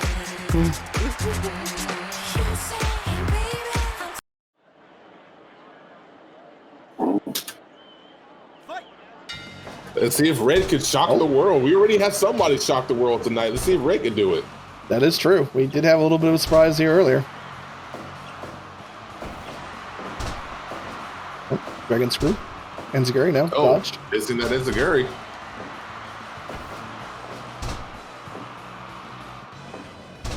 Oh. Yeah, so right now the game for Red is definitely to try to keep ALYSHA on her toes. Primarily just because of the fact that if you don't go for those moves that make her second guess, how to lock up with you, she is just going to take her time with you. She's going to enjoy herself. She's going to have fun. But like right now, it looks like Red is trying to go for those haymakers. He's swinging for the fences, but dude, you're a leadoff hitter. You better pull it to right field and try to get a line drive in that shit. Don't try to go for a home run. Oh, yeah. Speaking of kind of having fun with it a little bit, we've seen Alyssa kind of start with some of the more for the crowd type of moves in most of her matches before getting serious towards the end, and that seems to be the so far, yeah. I was gonna say colorful, but yeah, that's the best way to put it. Yeah, for the crowd, colorful, yeah, both those work. Oh, backbreaker. Oh, well that wasn't as colorful. Not in the least. And once again, Red is trying to slow down the momentum, which is very rare to hear that he's the one trying to slow everything down. Even though he is not the biggest high flyer, he is a ground and pound kind of guy. You definitely don't expect someone much smaller than ALYSHA to try to, you know, be more methodical in the way that you know, they handle her. Yeah.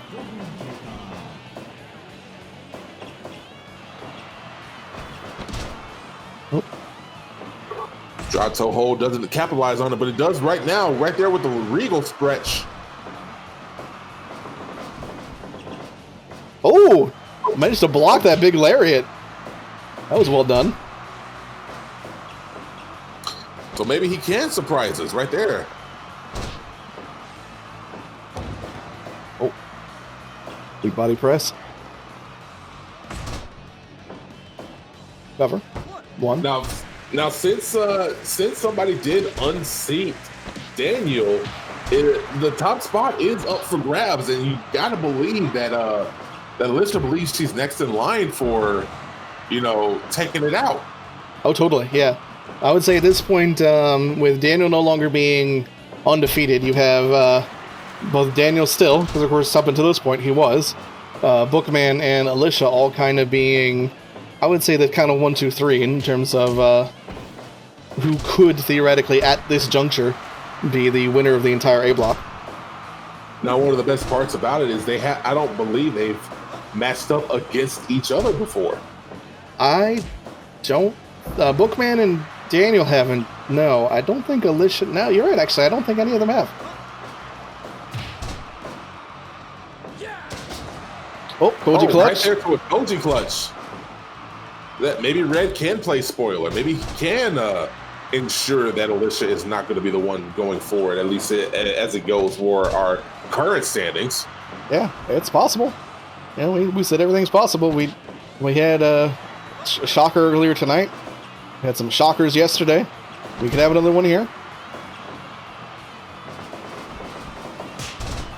Oh, nice low drop kick right to the sternum.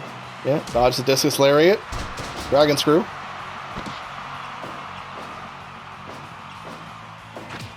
Oh, nice axe kick. Axe kick bringing them down. Oh, just sitting on the poor man. Once again, Koji clutch.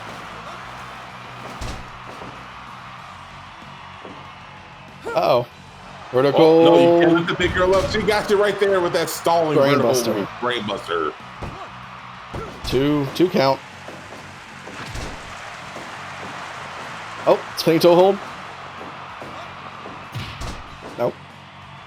Now, see, a lot of people may wonder, like, why the rapid movements, why the constant rapid movements. The whole point of that spinning toe hold is not just to hold that position in, it's to continue to assault the joints, the tendons right there in the knee, and just force you to not, if not to tap, but to continue to stress them out and make it much harder to move around. Yeah. Oh, winning the strike contest there. A little shocking there. Red throwing back into the regal stretch. Oh, Northern Lights bomb. Miss a little bit out of it. DDT. Seeing a string of offense from Red that I wasn't expecting to see from him. Yeah. Had range, but in the ropes. I won't go far enough to say like it's his match to lose, but he's definitely got the momentum going for him right now as we approach the halfway mark. I agree. Outside of that single vertical brainbuster, he definitely has the momentum here. Back into the Koji clutch. It's got cinched in for quite some time there too. Oh, discus lariat dodged into a nice takedown into the red lightning, the coffin drop. That rope pig clutch. Oh, Too into close the to rope, ropes. Oh, here we go. No! Oh! What a lovely counter there. Is A Block is tonight going to be the night that A Block just has all the surprises? All the Is upsets? this going to be the upset night in A Block? We'll have to see, but because that was I would not have called that. That was a lovely counter. Well scouted there by Red. Yeah, Red. It's all Red right now. Oh. Moon Stomp. Moon Stomp. Red Lightning again. Oh, well, she's right back up, but right back up into more offense. Red calling for the fans. And they're responding. Head branch. In there for quite some time, but uh-oh. No, vertical brainbuster. Oh, but she could not capitalize. Oh, gosh, neutralizer. Listen, throwing out the heavy stuff now, but having to take the time to catch her breath after that.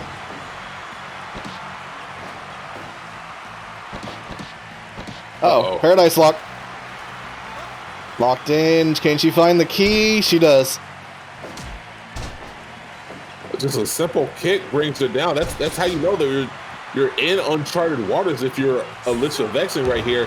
Yeah. Going to Red Lightning again. Minutes. Roast Pig. 2 count. Oh, big punch though. Top rope. Senton. Big rope senton. Into. Gets it this time. Oh, in the ropes though. That's going to be in the ropes too. She's going to have to drag her away. Oh, there you go. Let's see if it gets her up. Oh, gets her up. It's right back up again. Alyssa just not staying down. Uh-oh. Rolling into an arm bar. Center of the ring. This may? No. Shines out. Oh, nice. Lacey done with that chop. Straight up beats him across the chest with that chop. Oh, there's the lariat that he dodged earlier. Finally gets a receipt on that. Straight punch. 21 minutes in, though. We are looking at a pretty long match here. And as we said, ALYSHA is looking mighty winded. Oh! And knocked out by that strike contest. Red in the Paradise Lock. Can she find the key? And she does. Man, it's just to get out. Doesn't even try to get to the ropes. Just try to get out of it. Once again. That hijack move. Hijack backbreaker. Into... Uh-oh, float over. Enziguri. Oh, copying Enziguri. Maybe this is it. 7 minutes left. Shote combination. 7 minutes left before we go to the judges. Oh, Kamagoe. Right back up, though. We're going to look at another... No! Counter again! In the ropes, though. In the ropes, though. Couldn't hook those legs. Those long legs of ALYSHA. Running Bulldog. Enziguri. Red's Another trying to set something up here. Dragon Screw. 24 Calling minutes. for the fans. Dragon Screw again. And... Oh, stop. I'd be too close to the ropes. No, looks like he's got her sorted there, but couldn't quite cinch it in all the way. Another senton, another senton.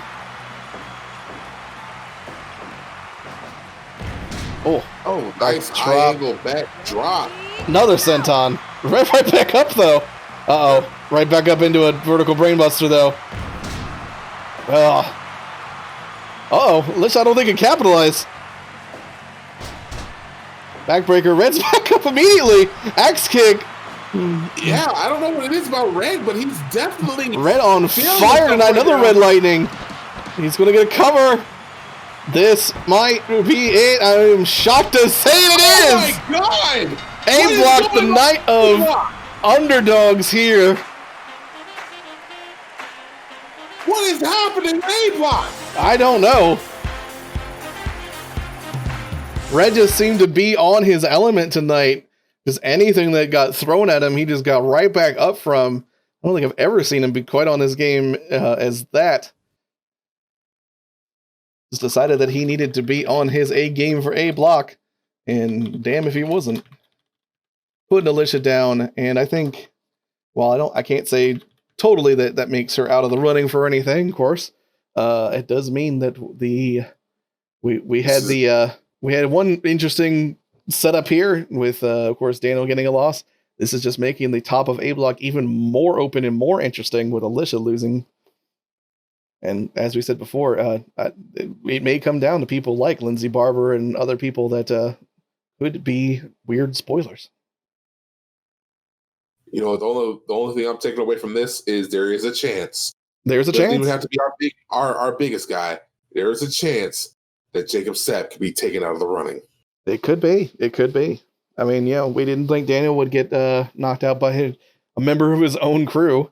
And definitely didn't see Red going up against ALYSHA and getting a win here. But yeah, just anything ALYSHA threw at him, Red either had a counter for or just straight up ignored, seemingly. So yeah, definitely had seemed to do his homework at the very least. Damn good match. But we are going back to B block now. What can we follow up with that one? Oh. All right. All right. Prince of Air pulling double duty, it seems. That's two people who pulled double duty tonight. Interesting. Maybe maybe things got thrown off a little bit from yesterday, of course, when Zap did introduce himself. I don't know. Maybe, yeah. But irregardless, Jeff Sue getting another match here. I want to give Prince a chance. Let's go. Let's never count out Prince Rivera. Yeah. Never count out Prince Rivera. You never know what happens. We may prove Noms wrong. We may get an El Indemito win after all here today. But I don't know. I don't know if I would necessarily count on that with Jeff Sue, but yeah, it could be. This is, after all, A block's the night of the underdogs. Maybe B block can get an underdog win in here too. As much as it's weird calling Prince Rivera an underdog. I mean, sure. How do you call a Prince an underdog? It's incongruent. But looking at the points, he's kind of an underdog here. So, irregardless, moving on.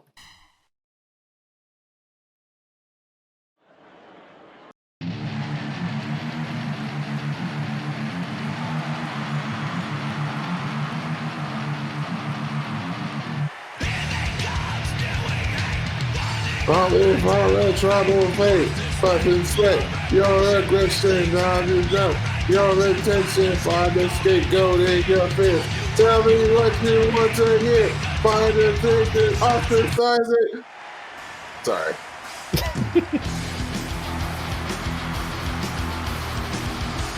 The second time we hear Rivera's music, maybe we'll get a third. Who knows?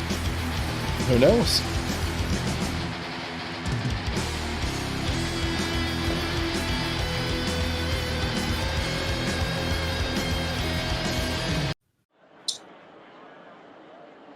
Let's see what Rivera can do with 1/4 of the members of the Fallen. Already he starts coming in with a nice little straight punch. I think that's one of the best things you can do right now. Just try to keep the attack going and not allow Jeff a chance to get himself up. And already he's employing that game plan at the ready.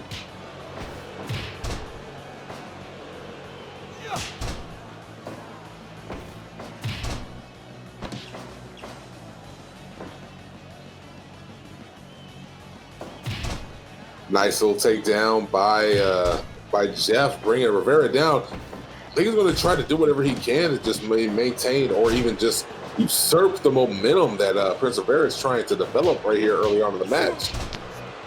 Yeah, I would say that's the smart move from Jeff. Oh, a little bit of miscommunication there. Oh, there goes that drive-by kick. But Prince gets right back up. Okay, Prince right back up.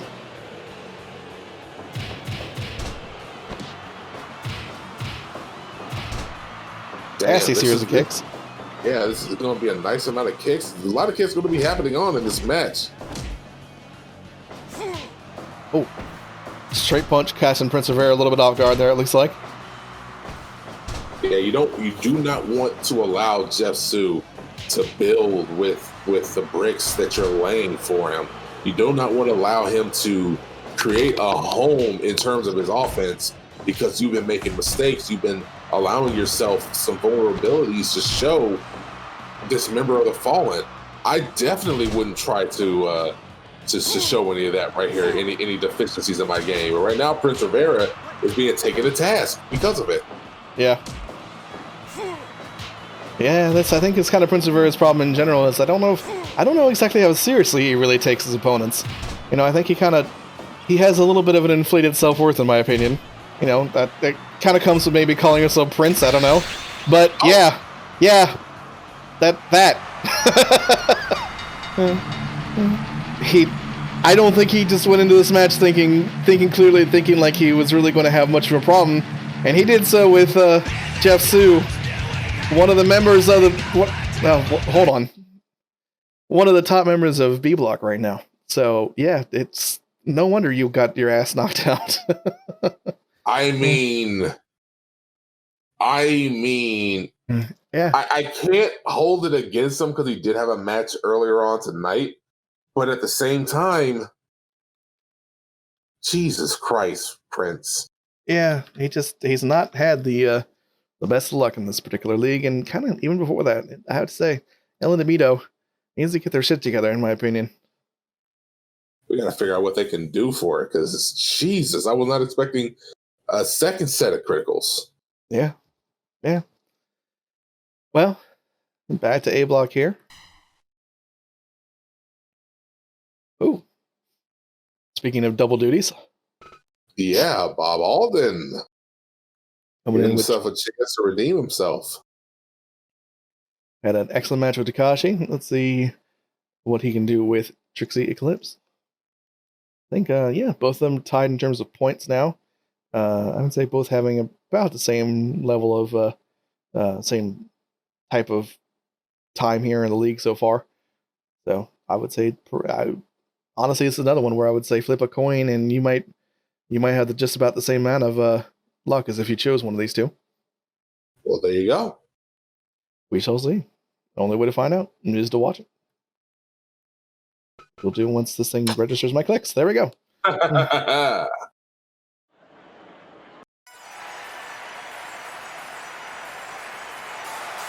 Come on, Trixie, to your music over here.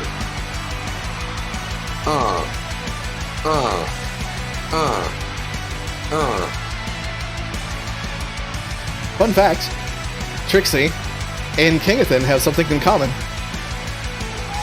You want to guess? Fun fact. You want to guess? They're trying to open up a mulching business, but the devil will not allow for an FCC license. Well, no. Nam's got one of them. They do both have a mask. That is true.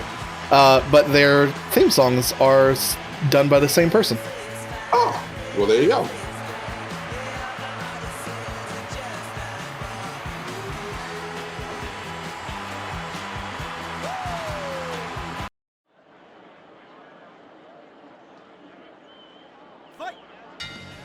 Let's see what Trixie can do.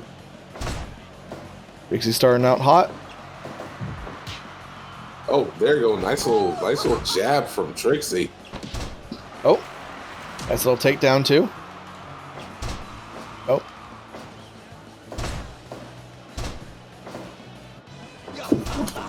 Oh, Bob Alden already trying to play some mind games. Normally you see that from Trixie, so interesting to see them get it back in their own game here. Ooh, that leg and neck leg and neck hold is always one of the more dangerous things that I've seen out there because it really messes with the joints and your breathing. Can't oxidize the pain receptors, I guess you would say.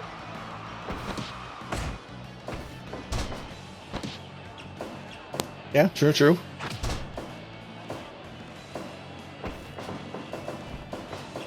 Off the ropes, leap. Oh, nice little leapfrog. Nice little leapfrog combination. Figure four. Yeah, a little too close to the ropes. But Bob really showing his veteran ability, as I said, making sure to put himself as close as he can to those ropes, so you have to push through him just to try to break the hold.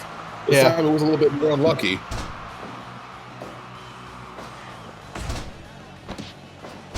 Oh, uproot German. Yeah, the uproot German with the bridge. Doesn't even get a 1, but uh-oh. Trixie out of the ring, yeah, just briefly. I mean, if somebody woke me up like that, I'm sitting here laying down in bed and someone uproot Germans me, I would kick out on 1-2. Or die, one or the other. Probably the latter. Airplane spin. Down you go. Off the ropes. Oh, there we go. Oh, bob right back up. Oh, poison missed, but I don't know, hit him or not, to be honest with you. You see a little bit of residue on him, but he didn't seem to react much to it. Yeah, I don't think she got all of it. I think they might have just kind of just left it out and linger into the air. But still, you don't want to walk around with that because 1, it'll sting, and 2, we got the rolling. Last thing you want is somebody to spit something out at you. Yeah. Oh. It's a solid choke there. That's not a move with any kind of fancy name. It's not called the MARCAIGH. It's just straight up a choke. It's a choke.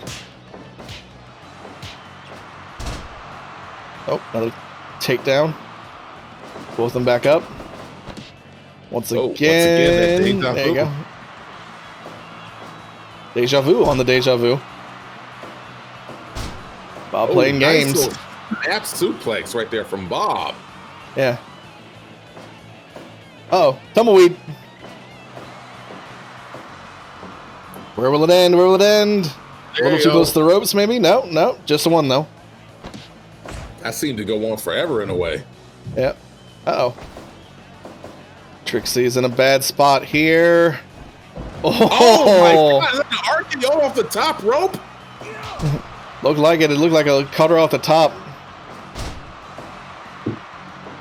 Top rope, probably an elbow drop. Yep, elbow drop. One more again. Nope, just straight up. Nope. Arm and neck holds. Going into arm and neck hold. A little too close to those ropes, though. Uh-oh. Off the side here. What is he going to do now? Oh!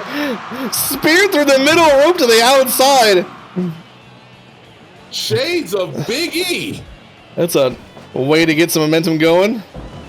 Ooh, nice run-up cutter there. La Maestral, too close to the ropes, though. Outside again this time. Right back outside. Bob just takes the moment.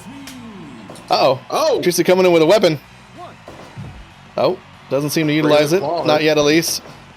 Hey, sometimes you bring in a weapon not intending to use it, but it just sometimes you get that extra second that allows the ref to let something more heinous go through. Yeah. Oh, airplane spin. There you go. Showing off to the crowd. Another flex for Trixie. And once again, deja vu. On the deja vu. Oh. Nice little malfunction right there, but right there it catches her with a punch to the solar plexus.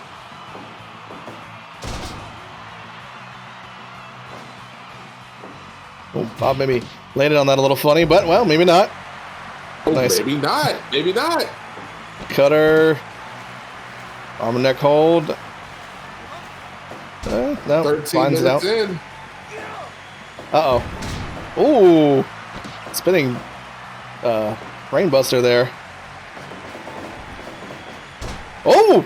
Looks like a spear or something and misses, but gets it in the tumbleweed instead. Yeah, sometimes that's what you're going to do. Just keep on disorienting your opponent. You may be able to slip one in. Oh, near fall. That's what I said. Yeah. Lariat. Once again, tumbleweed. This weirdly enough, this may actually be it if Trixie is disoriented. 2.9. This is made of stronger stuff than that. Yep, showing that off. Oh, landed a little funny on that iron claw there in the corner. Uh-oh. We've seen this before. Small package. Driver. 2 count. Oh, just a 2 count. Hopefully, like, somebody can get that claw out of the ring. Yeah, hopefully. Oh, yeah.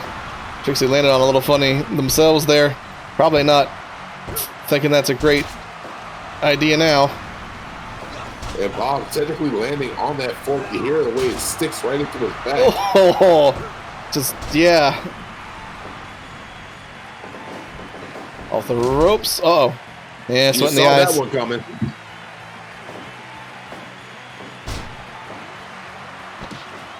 Nice sap suplex going into off the ropes.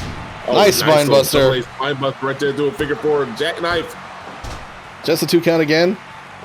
Trixie's definitely got a lot of endurance right there Oh, to be yeah. dealing with the amount of punishment that she has. yeah. They've gone through a lot here. Oh! God! Muscle buster! Cover! 2, no! It's like my corpse will kick out before I do. We very rarely see that with the only 2 people in the league who are able to pull off something as crazy as that is Trixie and every now and again King Dad. Neither one of them pull that move out all that often, but this must be a special match for them to do so. Oh, you definitely got to believe it. We're here getting close again on about 10 minutes left. Like, it's all a matter of who can put the other away. Oh, mounted punches. Gets a 3 before they stop. Another just, that rolling brainbuster. Into, and 3. Oh Goodness. Gets to play the guitar. Survived the muscle buster. Survived everything Trixie had to throw at him. Finally just gets a nice crossbody off the top. Hey, as we said yesterday, 99 cents adds up. It adds up. 99 cents My does. God. I'm just happy we got to see the muscle buster.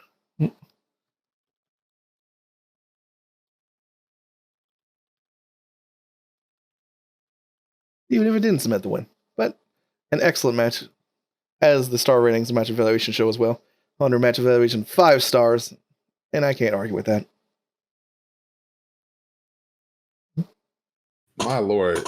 Do we have one more match per block, or is was that? I was about to 6? ask. That was in fact number 6 for each. But do you want to call it here? Or you want to keep going? Let's see what's coming up on B block before we make the decision. Sure enough. Let's see if we do one more for each, or if this is going to be our last one. B block has.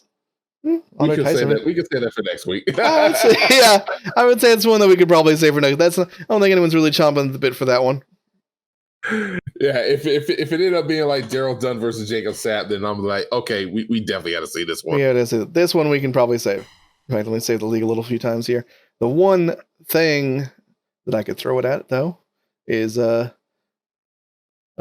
things actually. Noms, do you want to face the Labby for your championship or the championship again? And if not, Noms, do you have time after I finish here with this stuff to fix up your character? I think I might as well catch it. I slept all weird, so I will be up for a little bit. You put off a title match, okay. In which case, we might call it there for now, but I will get with Noms after that to spruce up his character a little bit, get him another theme song too that hopefully won't cause you problems. Matter of fact, if you can, while you're there, see if you can see if any changes can be made to people already once the league has already been started, just to see if something ends up taking, you know. Yeah, I don't know. I kind of like most of the people as they are right now, but no, this is just for my own curiosity. Yeah, that's so probably it. Yeah, unfortunately, that would mean I don't know. I would have to change someone else because Noms, of course, is not in this league. But that is absolutely correct. So yeah, you know what? Yeah, go ahead and fix Noms. We shall fix Noms. But with all of that said, that will be it for us for the Saturday Night Wars, I guess, for now. We will call it a night for our league action here. We had some hella good matches. I was a little bit surprised. Some surprises. Jesus, a lot of surprises. Christ. A block is the block of underdogs now. So yeah, no, some wondrous things. But yeah, if Noms, I'll get you in a call here Are you done for the night, D? It depends. I'm gonna have to take a look and see. I know that I do want to try to get the Godzilla v Kong thing going tomorrow. I know we got some more editing and some more recording that we got to do for other things.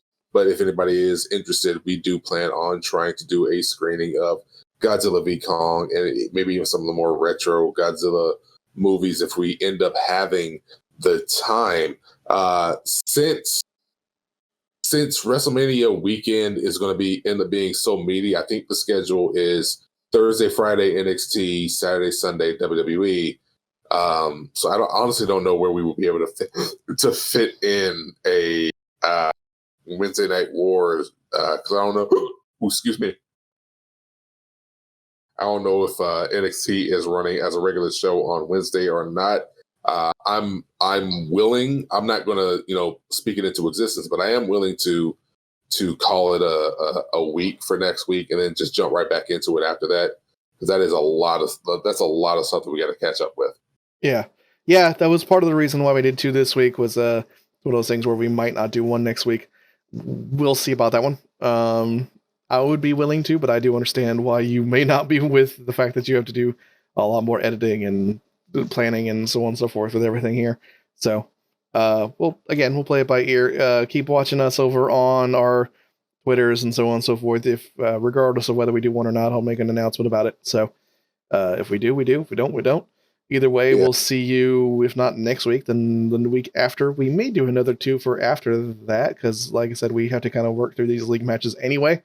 But again, we got to get through them as quickly as we possibly can. Yeah, we'll see. We'll see what Tuesday looks like. We'll see what Tuesday looks like, and what's happening on Wednesday. If they're not running an NXT show on Wednesday, then we'll likely go ahead and jump into at least one showing. Yeah, agreed. So, but lovely to have all of you. Like I said, I'll get you in a call here, and we'll figure out your dude here in a second, and then I'll. If you know of anyone else who actually wants to have their wrestler made, I haven't said this in a while, but this still stands. If you know someone who was like, man, I sure wish I was in this wrestle mess, send them my way. I'll happily make them into a wrestler. I haven't done that in a while, and we need to get some more OCs in here because it's always more fun to watch OCs of people win and lose than it is to watch just the folks that I make. So true enough. Folks that D makes. So. Hey, I like to think that I put a lot of effort into my guys. Oh, I do too. I definitely put a lot of effort in my guys. So, but like I said, it's more fun to watch. It really is. It really is because then we get to have people pop in and be like, "Hey, when's my matchup?" Yeah, and you go right now with this dumb belt that you decided to make. So I gotta go ahead and make a sort of sweepstakes thing so that we can get that up by Monday for Google Play for the Google form, so I can try to get you guys some pins and some masks and some extra stuff. So I got to put all that stuff and information in through. Once I do, I'll let y'all know. Y'all can enter in on the little raffle. And what I think we had planned was 2 pins, 1 or 2 pins, 1 keychain, 1 mask, 1 shirt, 1 sticker of your choice. That's the package that we're offering up.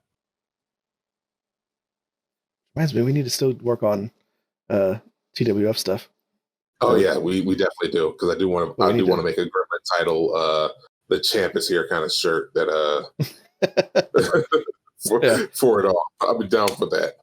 I wonder what that's interesting. What I had to think about, because my thought would first would be I could just cut out the Gremlin title from here and we could just blow it up because it's going to be a little pixelated, but I'm wondering if that would necessarily throw in some copyright issues, considering it is technically game footage of a sort. I don't think it matters as much as long, because like so far it's never been the images, it's always been the titles that I've been given, because like one of my shirts is literally an original thing, but they were like, you can't have that because it says the word monster in it. All right, well, that's weird. Yeah, no, it's one of those things where the whole issue with trademarks is probably more of an issue than copyright stuff.